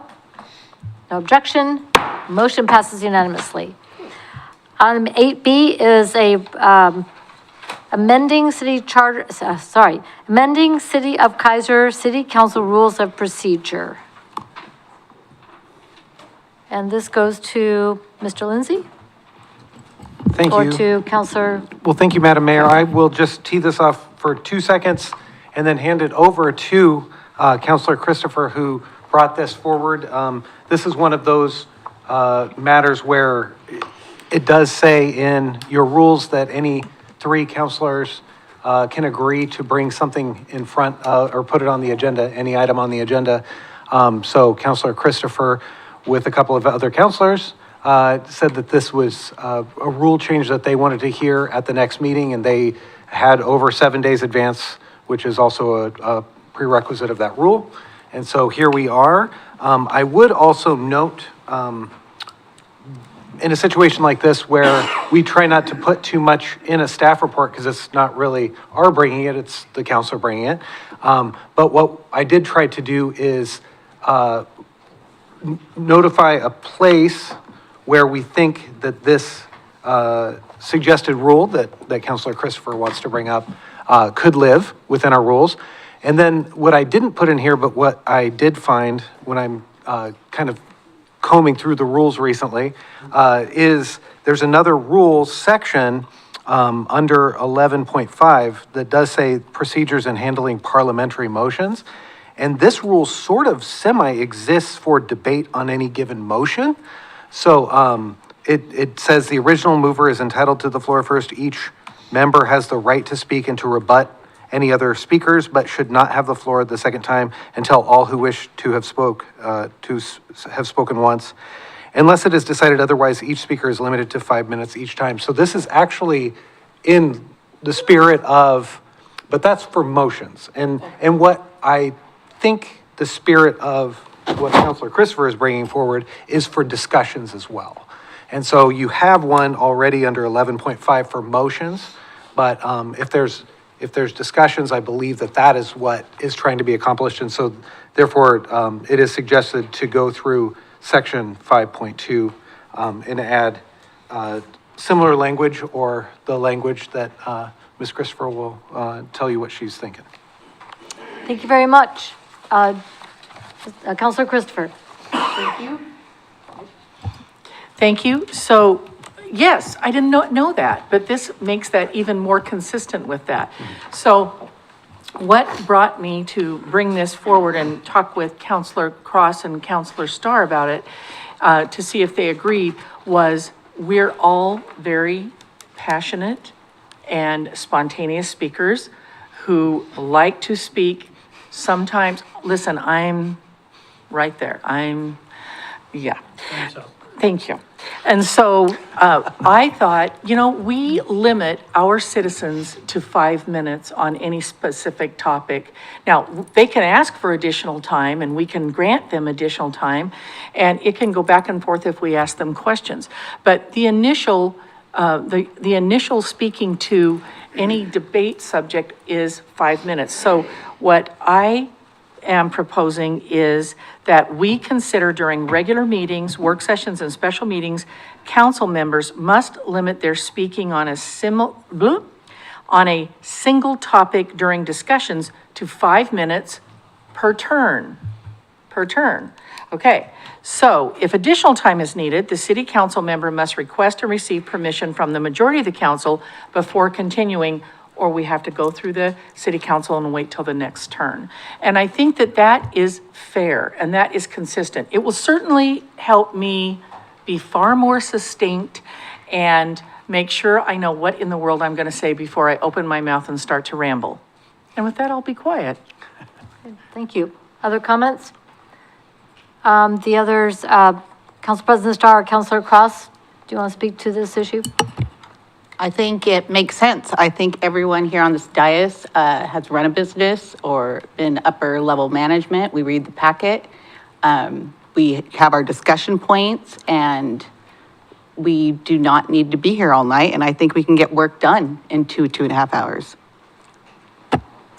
So I 100% agree with Councilor Christopher. Right. Council President Starr, anything to add?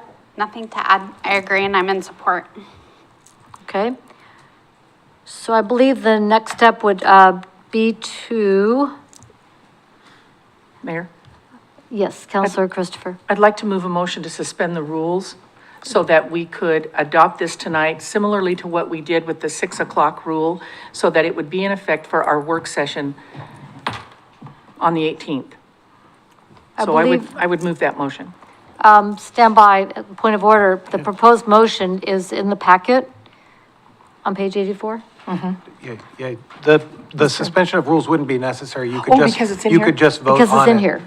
Oh, then I would move Yeah, a because it's motion not that we new adopt business it. or, it's not coming in under other business. You know, I've been away a long time. Well, that's why I wanted to Oh, clarify you're here. already making an Thank you, Mayor. impact. Okay. 84. So on page 84 of the packet, the proposed motion, is that the one you move? The proposed motion is that we add the following language as a new subsection C in section 5.2 that states, during council regular meetings, work sessions, and special meetings, council members must limit speaking on a single topic during discussions to 5 minutes per turn. If additional time is needed, the council member must request and receive permission from a majority of the council before continuing. Second. Moved by Councilor Christopher, seconded by Council President Starr. Further discussion? Councilor Cross? Thank you, Madam Mayor. Just clarification, that's effective immediately, correct? Oh, effective immediately. Yes. Anything further? All in favor? I have a perplexed look from Councilor Parsons. I guess I just need clarification. So what you're saying is that no matter if we're discussing or if we're, Or a motion, our motion, because it's already in there. we get 5 minutes per turn? Per turn. Per turn. So if I speak 5 minutes and then you speak 5 minutes, I get 5 minutes more? No, we have to go through the whole thing. Everybody gets a turn. Now, they could all just say, no, I don't want to speak, and then you could take a second turn, but everyone gets an opportunity. Okay, thank you. If we want to go all the way down the line where everybody has a turn and then circle back again. But I think to Councilor Parsons' question is if other people don't have, because what I try to do is I look for who's got their hand up, who wants to speak, and also if people haven't had a turn yet, make sure I call on them. And give everybody an opportunity before circling back to someone who wants to continue a thought or respond. Okay. Anything further? Councilor Kohler? Thank you, Madam Mayor. Who would be running the timer and keeping control of all that? You would. Shane would. We're gonna get another box. Get one from the box up high. Oh, my God. We can patrol ourselves. Can't we? You? I'm putting a timer on you. I'd be the one to be worried about. Well, if we're gonna put a time thing on it, then there has to be a timer. Okay. Right? Well, we got one. I mean, you have Get a another one of rule? those little I'm numbers. gonna put one right in front of you. Oh, sorry. I don't blame you. It's out of turns right now. Any other constructive discussion? All in favor signify by saying aye. Aye. Opposed signify by saying no. Motion passes unanimously.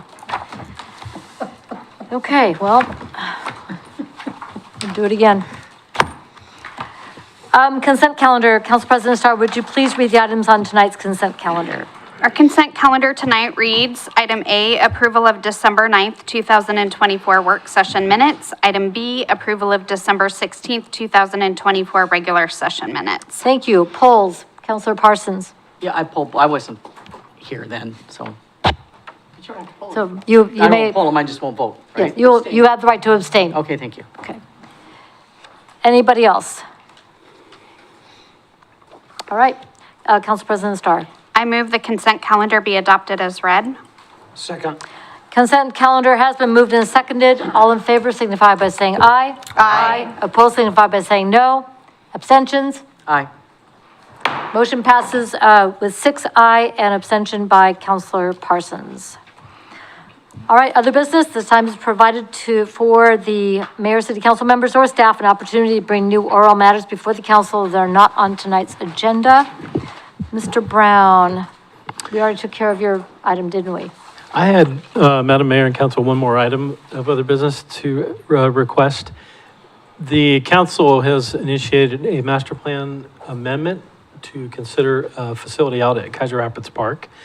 And I wanted to get the consent of the council to add the representative from the, who will be the Parks Liaison to our work group.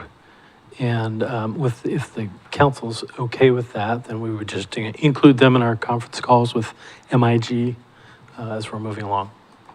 Okay. So once we have a Parks Liaison, actually, we have one right now, that's Councilor Kohler. So add the council liaison to Parks to the work group. By consensus, any objection to that notion? Okay, we are agreed. I have an item of other business that I'd like to bring for before the council, and that's on the Personnel Policy Committee. This is one that may have outlived its usefulness, and I would like to ask the city council if you'd be willing to bring forth a process to consider the sunset of the Personnel Policy Committee. Is there any objection to bringing that forward as a council agenda item in the near future? Okay, no objection to starting the process to sunset the Personnel Policy Committee.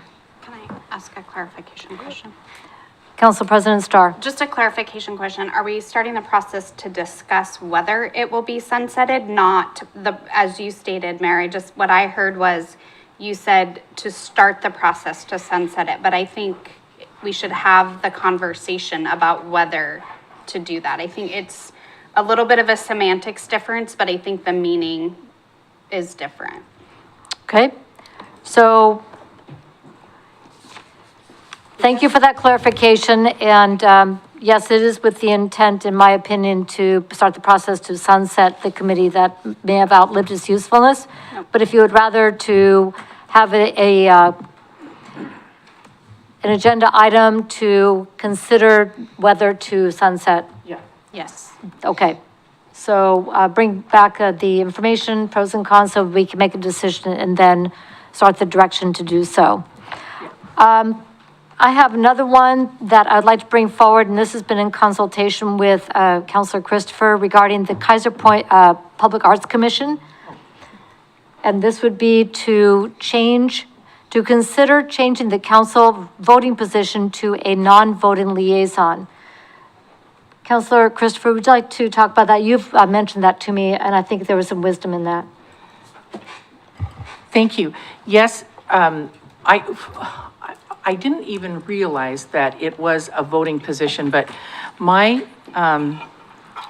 don't know how the council feels on that, but my feelings about council liaisons are information conduits. So we share information with the committees to which we are assigned, and we receive information to the committees with which we are assigned. I don't think on any of these citizen advisory committees, I don't think we have any business voting on this. We're merely there, I believe, this is just me, I believe we're just there to facilitate information moving to and bringing information back to the city council. So I don't think in any way it impacts the work getting done on Kaiser Public Arts Commission. And I'd like to review all the committees. I don't know if there's I know CDEC has one, yeah.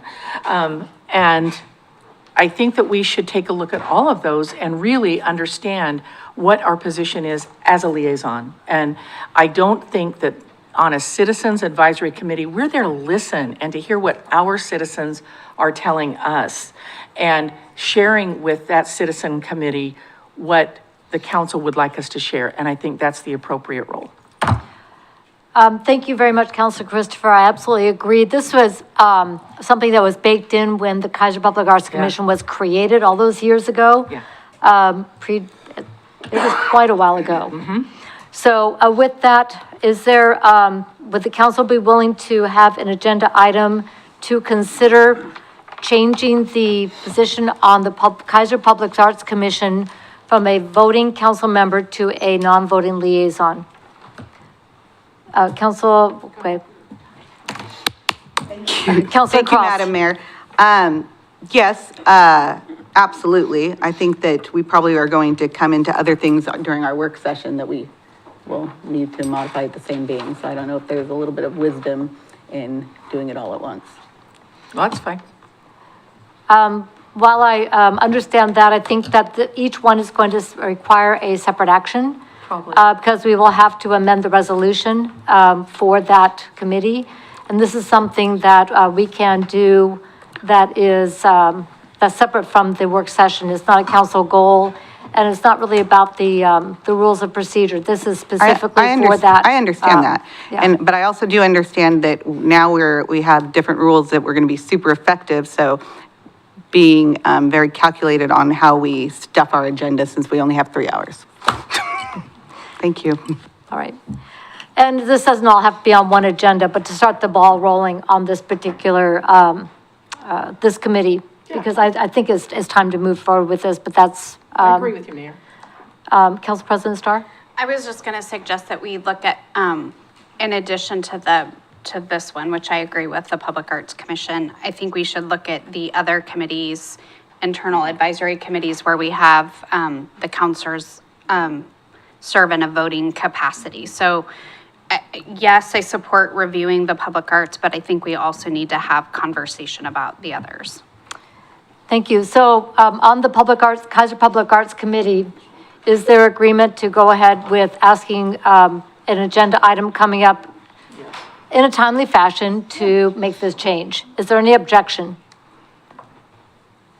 Okay, so that would come to an agenda soon, when it's appropriate.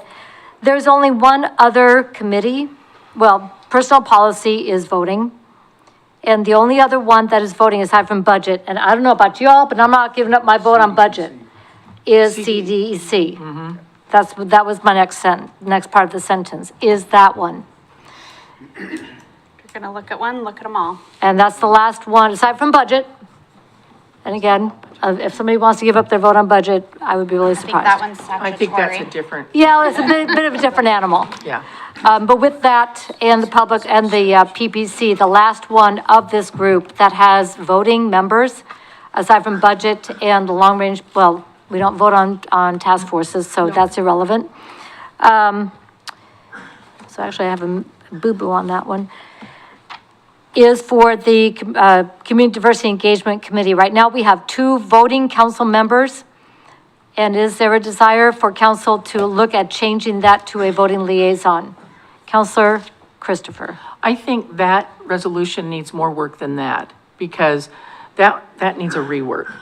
Because it's currently city councilors appoint, but they don't run concurrent with the city council terms. So I think, good luck with that, city attorney. I think we should review, I think you should rework it and bring it back to us, and we should, at that time, my feelings would be exactly the same. I think that I think we don't need 2 city councilors on that committee.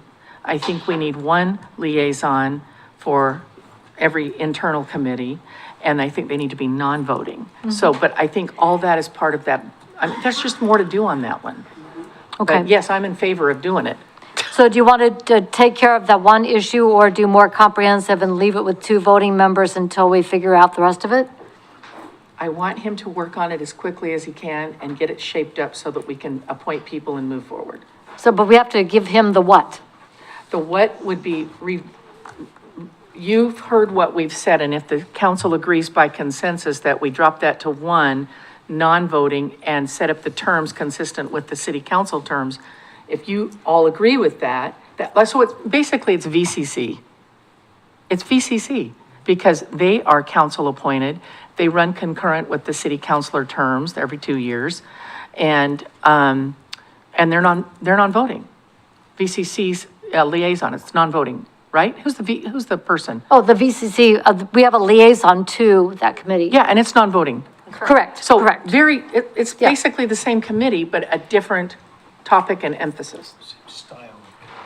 Same style of committee. That's what I needed, Counselor Kohler. There we go. I'm hearing that you would like me to bring forward a resolution that has the structure of the CDEC matching basically the VCC. Yeah. Okay. Counselor Cross?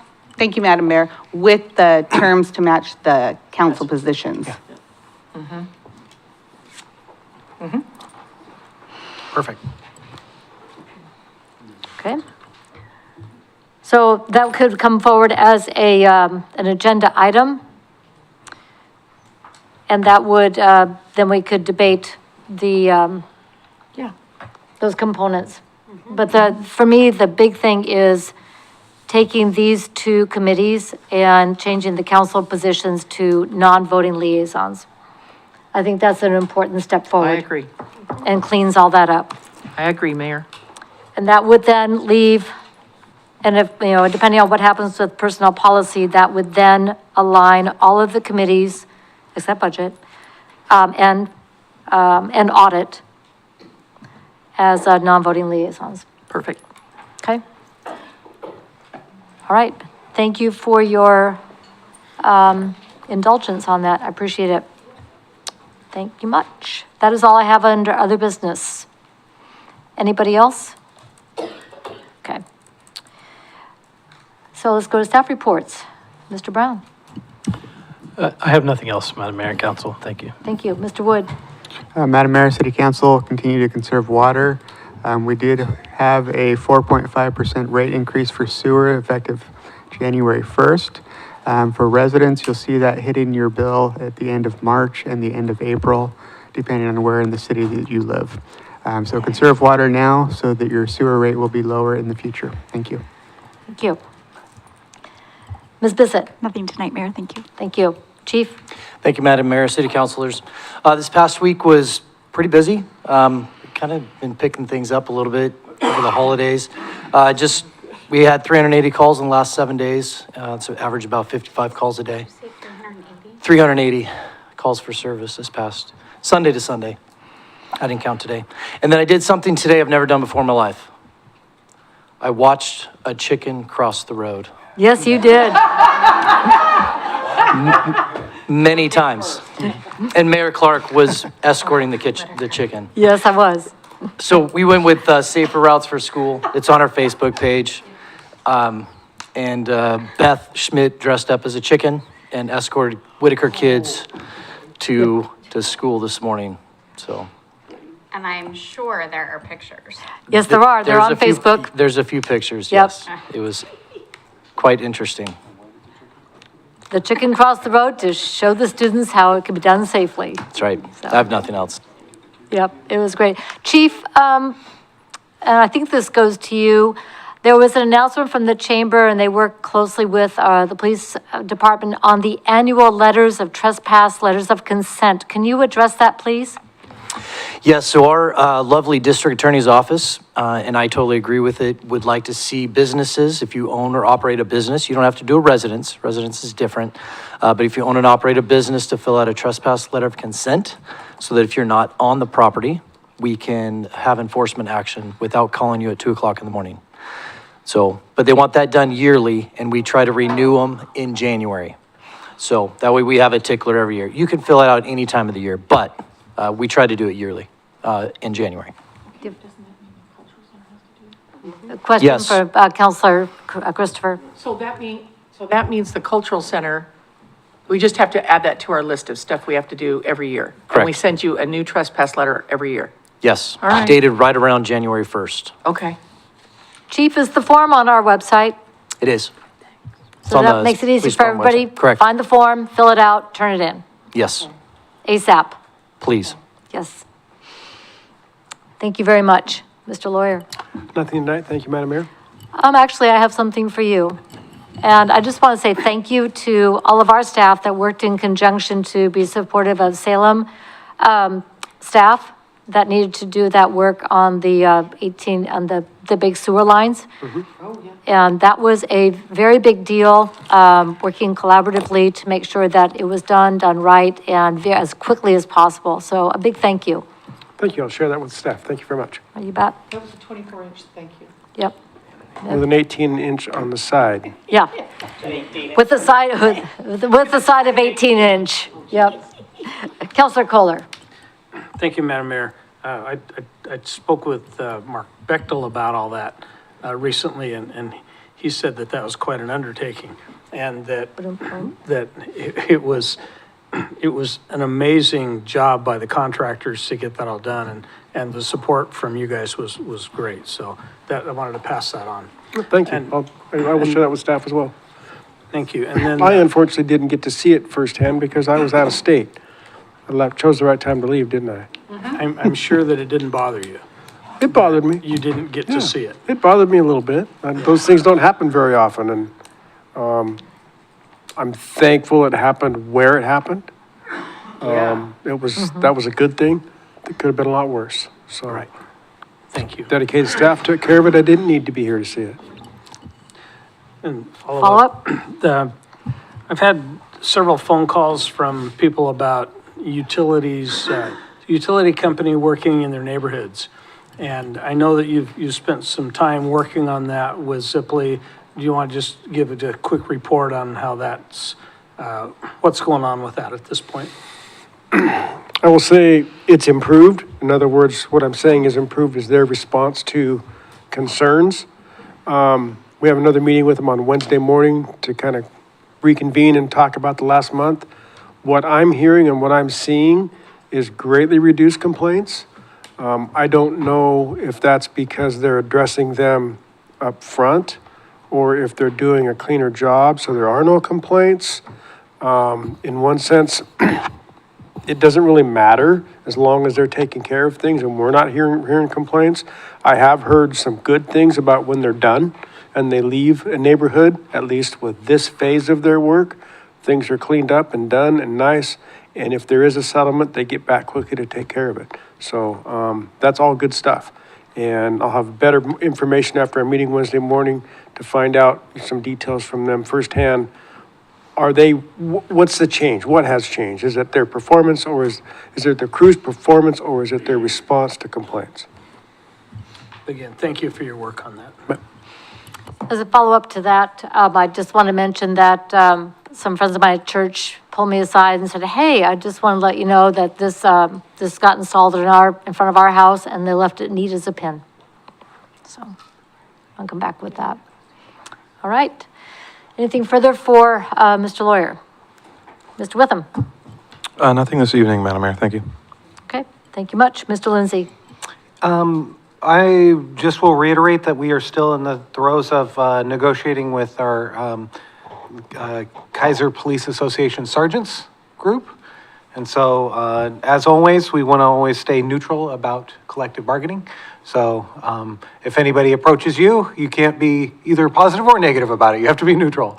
That's just the way the law says for how we're supposed to deal with collective bargaining. So, we're going to get her done. We will also be bringing up our newest addition to where we're at in the process at a executive session near you soon. And the other thing is I look forward to, I know you're going to come up on it, but the 18th. So we'll see you coming up next on the 18th for some of these rules. I'll make sure that the rules in front of you at that time will have some of the changes that you've already changed.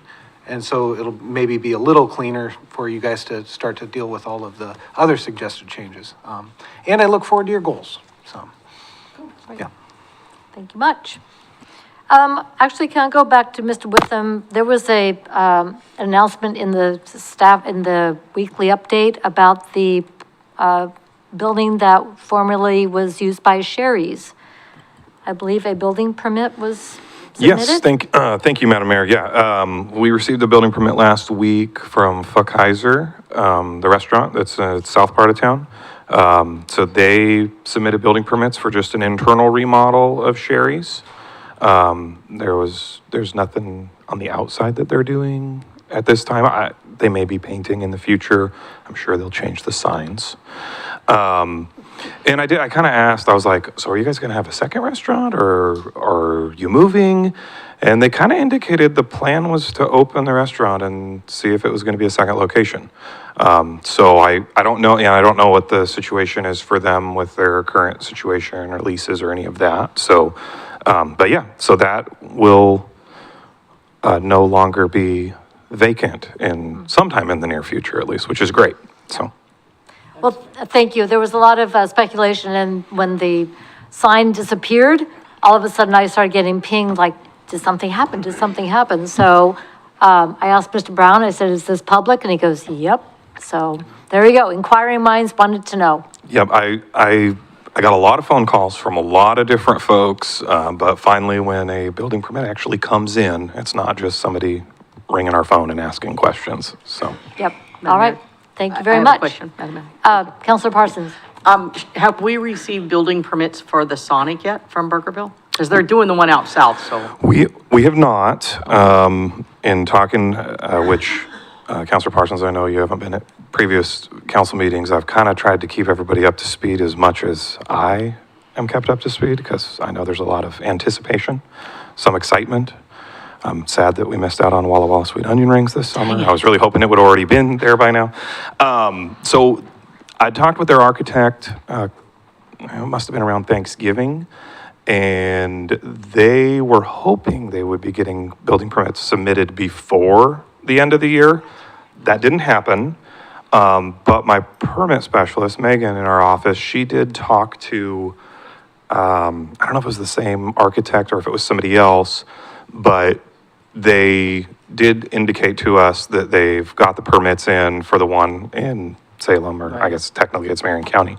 And there was a little more extensive remodeling they were doing there, so it was kind of in their plan to get that one going first. So I think it's just a matter of time, but rest assured, as soon as I see that one, I will be letting y'all know, because I know there's a lot of questions on that, so. Okay, thank you. Anticipation. Yes, indeed. All right, thank you very much. Let's then go to our council member reports, and we'll start with Councilor Cross. Thank you, Madam Mayor. Well, first I have a question, because I have gotten quite a few texts. I'm not sure if this is, who this is for. It could be for Mr. Lawyer, Mr. Lindsay, Mr. Brown. There is a Facebook post out there, and someone is asking for conduit and fiber help with day labor and just paying cash through Venmo. So I know that this is subcontracted, and they are using, they're paying for our right-of-way, but it's pretty bothersome to me that we have people that are in people's yards that we're paying cash. I'd be anxious to know, are they paying taxes? How does that work? Because if I think they're in my yard, I probably think they're associated with the city. So it's kind of scary. That feels really scary to me. Do you want to see this post? Did you see it? I just was looking at it. Uh-huh. So what I can say about this, and I'm not sure if you have seen this, is this on a Facebook? Yes. Okay. Yes, it is. So our franchise agreement, which is a non-exclusive franchise agreement with Ziply, allows them to operate in our right-of-way and within those public utility easements for the purposes of establishing their infrastructure. And they're supposed to put everything back to normal when they're done. And if they do any damage, they're supposed to fix it. Following the law. Yeah. Well, correct. and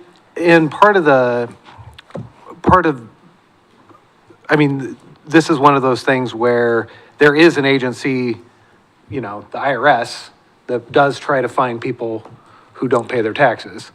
You see what I'm saying? Like, Well, you know, I totally understand that. I guess I'm thinking of it a little bit even further than that. I'm thinking of it even from if I'm from public safety, like I understand that if someone goes to jail for prison and they pay their debt to society, God bless them. We want them to, you know, I love the LEAD program. I want them to be out in society and make a good life. I'm talking more about if I have people in my yard and I have my window open, Yeah. how are we vetting them? And if I'm a resident of Kaiser, I'm thinking that they're part of Kaiser. So are we being good stewards of that information for the residents? Well, I'm not sure. Is this for Zipley itself? I'm not sure. That was my question. I Yeah. just wanted Yeah, to know yeah. if it was. Oh, How do okay. we find out? Yeah, I'm just asking, so Yeah, yeah, whoever yeah. can get that for me? Yeah, and my apologies, I'm seeing this, the second. Oh, it's not your fault. Yeah. It was brought to staff's attention earlier today. Oh, Mr. Brown? excuse me, Yeah. Mr. Lindsay and I talked about it already, actually, so this isn't the first time he's seeing it. What we're doing is, I guess, speculating that it could be Zipley. But- So you want us to ask and see if Zipley's doing it? But I guess the question remains then, how much of an enforcement arm do we have with subcontractors Right. of a contractor? And if we, Of and if we a- don't, are we informing the residents, hey, this is not our deal? Well, and so I guess that's, no, I mean, we aren't right now, but I'm not sure. Mr. Brown? Well, Madam Mayor and Council, we're taking a lot of leaps. One, we're assuming this is a contractor that's working for Zipley, which we don't know. Right. We assume that they're paying illegally, which paying by Venmo or cash is legal. Correct, but It's- that's why I'm I've been asking. paid by cash. So that's why I'm asking. So because if At a people are young age. texting me this, then that's why I'm asking. Yeah, and I'm giving you all the reasons why we don't have any jurisdiction in this. This is a subcontractor of a contractor who's not even doing work for the city. They're working within the city's right-of-way, but they're not doing a city project. This is way too many steps. And then to assume that they're convicts or drug I dealers. did not say that. No, another That's not correct, Adam. council president. I did not didn't say Said that. that. I did not say that. It's, Okay, all right. it is in let's- writing. Not me? And you're blowing me off is in writing as well. I am perfectly I never comfortable insinuated. with what I I wrote, said, so. I'm going to respond since you called me out on that. I did say that I think we should know or we should ask the question. You said you weren't going to look into it. You weren't even going to ask the question. I think our residents, if they had people in their yards, would want to know that we at least are asking the question. Know what? I just saw you shake your head no. Are you? Yeah, it was conversation to your side. I'm turning on. Okay, sorry. So I think we have a responsibility to our citizens to at least ask the question, is this that we're getting asked about connected to Zipley Fiber? And if it is, what can we do? Because yes, it's in the right of way, but it's also on people's private property and their yards. And if people are concerned about this, day labor, I think we have a responsibility to at least just ask the questions and be able to respond to our residents and say, this is how it's lined out. Because the example I gave you is that was a worst case scenario and it's going to look bad on us. I never said that is what they are. That was not my intent. And if you wanted to clarify what I meant, please feel free to call me or clarify what I was asking. But when I asked you the question, you said you had no intention of looking into it. And I'm like, I think that's a concern that our residents might have. I'm gonna go, Mr. I don't need to, unless you have a question. No, Counselor Christopher. So here's my take on this. I used to be in the temp service business. I and it's been a while. I mean, it might have been 25 years ago. Regardless, we didn't do day labor. And I'll tell you why we didn't do day labor, because these folks can come, you don't know what their backgrounds are, and they come on your property and you may never see them again. And so if there is any damage done or anything, it's really hard to track those folks down, regardless of what their backgrounds are. So I think where we don't have any jurisdiction over that, and we don't know who these folks are, and we don't know who those people are that are recruiting, we don't know any of this. But if we were able to at least ask a question, or Bill's having a meeting on Wednesday, and we could follow up on that to say, just to let our citizens know that they're using subcontractors and the subcontractors are using day labor.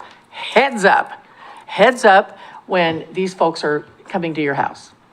And I think that's about all we can do. I don't think we have any jurisdiction over anything, but I think we could at least ask the question. I agree with the council president. We should at least ask the question to see if, and maybe not you, but on Wednesday, Bill, you've already got them in front of you.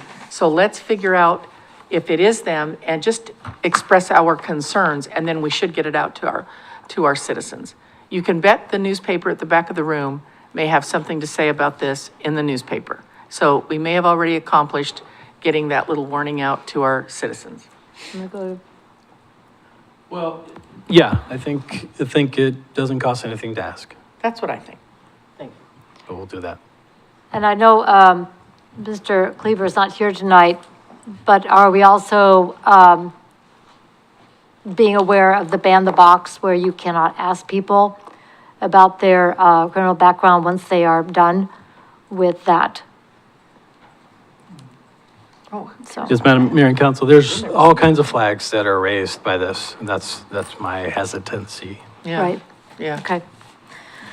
So we'll just have to be I agree. aware of what we can and can't ask, but also the one we have the contract with is Zipley, to have a conversation with them. And then if this is not associated with them, we can answer that question with people in our community. Okay? All right. Oh, I'm sorry. Councilor Cross. Thank you. And really my point of asking that, just to wrap it around, is that it's kind of like, if that road's really dark at night and there's a blind spot, hey, let's tell people it's dark there at night. Be extra careful, or there's deers crossing. It doesn't mean we're saying there's going to be a deer hopping in front of their car. It just means Heads up. heads up, okay? We can't control this, but here it is. That's the point, right there. That's the point. That's where I was coming from it. That's my perspective. So, all right, things that are happening. Happy New Year.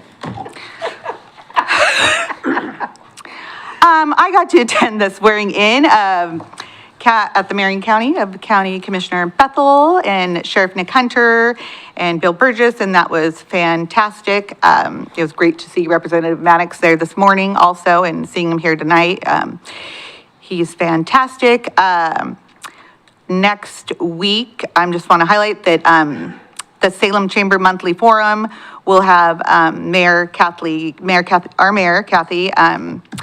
Mayor-elect Julie Hoy, Commissioner Bethel, and Polk County Commissioner, I can't remember which one, speaking, so I will be going. I would encourage everyone to go. That should be a great monthly forum. And then that evening, the new Salem City Councilors will be sworn in, so I think that's great to support them and keep building that relationship. And let's see, and then on January 18th is Kaiser First Citizen. So go out and support our chamber and buy your tickets.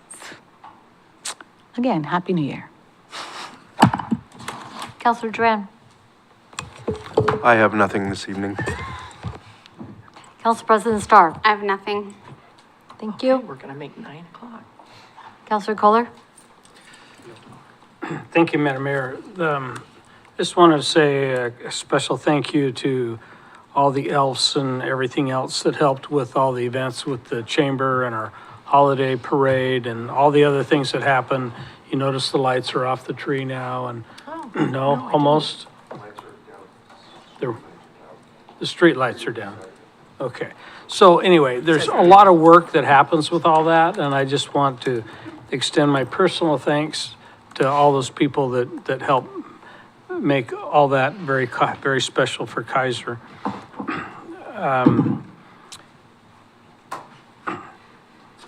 Do I need to make an announcement on my CDEC appointment, or how's that work? Yes, you may.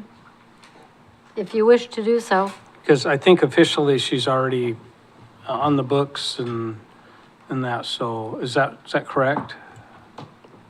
It is. It'd be great to have it on the record here, too. Okay. Thank you. Okay, so Jane Tichenel is who I've appointed there. And my understanding is her term is for 2 years, Should be. Well, when we rewrite it. okay? And then I have a poem that I've spent a little bit of time thinking about, and I think I'm gonna read it tonight. It just says, I have wept in the night at my shortness of sight, that to others' needs made me blind, but I never have yet had a tinge of regret for being a little too kind, by C.R. Gibson. So do our best to be kind to those around us and spread love and happiness. Thank you. Thank you. Happy New Counselor Year. Christopher? Thank you, sorry. Thank you. I have nothing to add except Happy New Year, and I appreciated that poem very much. Thanks so much. Thank you. Counselor Parsons? I just want to say I'm glad to be back and hit the ground running with you guys. Thank you. I had it figured. Counselor Christopher? I just want everyone to know, it is 10 to 9, and we're about to adjourn. And so look how great we've done tonight, and look what a difference 6 o'clock makes. I'm just saying, it's just really nice. You can go home and put your kids to bed. It's been 5 minutes, be quiet. Okay. Youth Counselor Lottie Farrar? Well, all of the building just came back from break, which I can't lie, was great. School, it's been rough, first day back, but it's okay. Finals week is coming up, so a lot of the students are studying and cramming and making sure to get all that knowledge in before finals because semester 2 is 20 days away now. We have our winter-ish Little Mermaid play, our musical. It opens the 23rd at 7, and we will have showings all the way till February 1st, but we don't have them every day. I can forward more information to everybody if needed. Please do. So we're preparing for that. So it's been fun. And my search for volunteers for the diverse committee has been going good, and I have a couple of students who are interested in applying. Wonderful. Thank you. Yeah, if you can have them get their letters in to me, that would be fantastic. Thank you so much. I really appreciate it. Of course. All right. Coming up, let's see, for my report, the Council of Governments Legislative Committee has been working and discussing the upcoming legislative agenda for the Council of Governments. It will be under discussion again later this month and bring it back to the entire board for adoption. The COG also had their board audit and board meeting, clean audit since the switch over to the to QuickBooks and cleaning up all of the systems now on one system and not on multiple. The last couple of years have been squeaky clean and really well done for the entire organization. On the 18th, I had the pleasure of joining mayors from our region at the Mayor's Coalition, hosted by the outgoing mayor of Independence, John McCardle. So it was great to meet with mayors from Marion, Polk, and Yamhill counties. On the 23rd, with the Homeless Alliance met for a regular meeting, also a wrap-up for the service for Elaine Lozier, who has been the executive director and has just worked tirelessly for the organization and to provide support for organizations that are providing services for the people experiencing homelessness in our region. We have now interviewed for an interim director, and we're moving forward with making a selection and an offer for that position. On the 29th, I had the privilege of joining community members for the Grand Menorah lighting down in Salem. And it's always a pleasure to join our Jewish community members. And my little granddaughter could not resist the music and dragged me out there, and it wasn't hard to sell to dance the hora with her and some of the other ladies. It was beautiful. Let's see. So it's already been mentioned that I crossed the street with the chicken this morning. Thank you to Beth Schmidt, who does an amazing job bringing Safe Routes to School programming to all of our elementary schools in the Salem-Keizer area. And recently, I got a chance to meet someone who just joined the team who will be managing the bicycle program, where they actually teach students how to ride bicycles. It was rather shocking. A lot of us just learned as kids, but not everybody gets that opportunity. So now there's a program, hauls bicycles to the school, is part of PE. They learn how to ride a bike, and lo and behold, more of the kids ride bikes to school. And then since it was a swearing-in day, I had a chance to join many of the folks at the state for the swearing-in of the Secretary of State, Tobias Reed. Coming up, we've got the Keizer Network of Women for folks who want to attend that through the Keizer Chamber of Commerce. On Friday, I will be speaking at Whitaker Middle School. I've been invited to do classroom presentations. Thank you, Councilor Cross, for announcing the Salem Chamber Forum. It was a nice surprise to get a phone call asking me to join that group in speaking on the 13th. And then the Legislative Committee will meet again. I had it the 15th, but I think it's the 22nd for the Council of Governments. And Traffic Safety Bike Ped is the 16th, and I'll go anyway, even though it is not assigned. So at this point, that is all I've got, and Happy New Year to everybody. All right, agenda input. We have our work session this coming Saturday, January 18th, starting at 8 a.m. right here. We will meet on Tuesday, January 21st. No, it's today. Next Saturday. I'm sorry. I thought it was at 9. 8. Thank you. Okay. I tried it, man. Well, we want to be done by noon. I know. Okay, let me go back to it. Tuesday, January 21st at 6 p.m. for regular session, and then Monday, February 3rd at 6 p.m. Monday, February 3rd, 6 p.m. See, you throw me off my groove for regular session. That's all we have for the upcoming meetings. Is there anything else for the good of the order? Okay. Time is 8:53. We are adjourned. Here we go.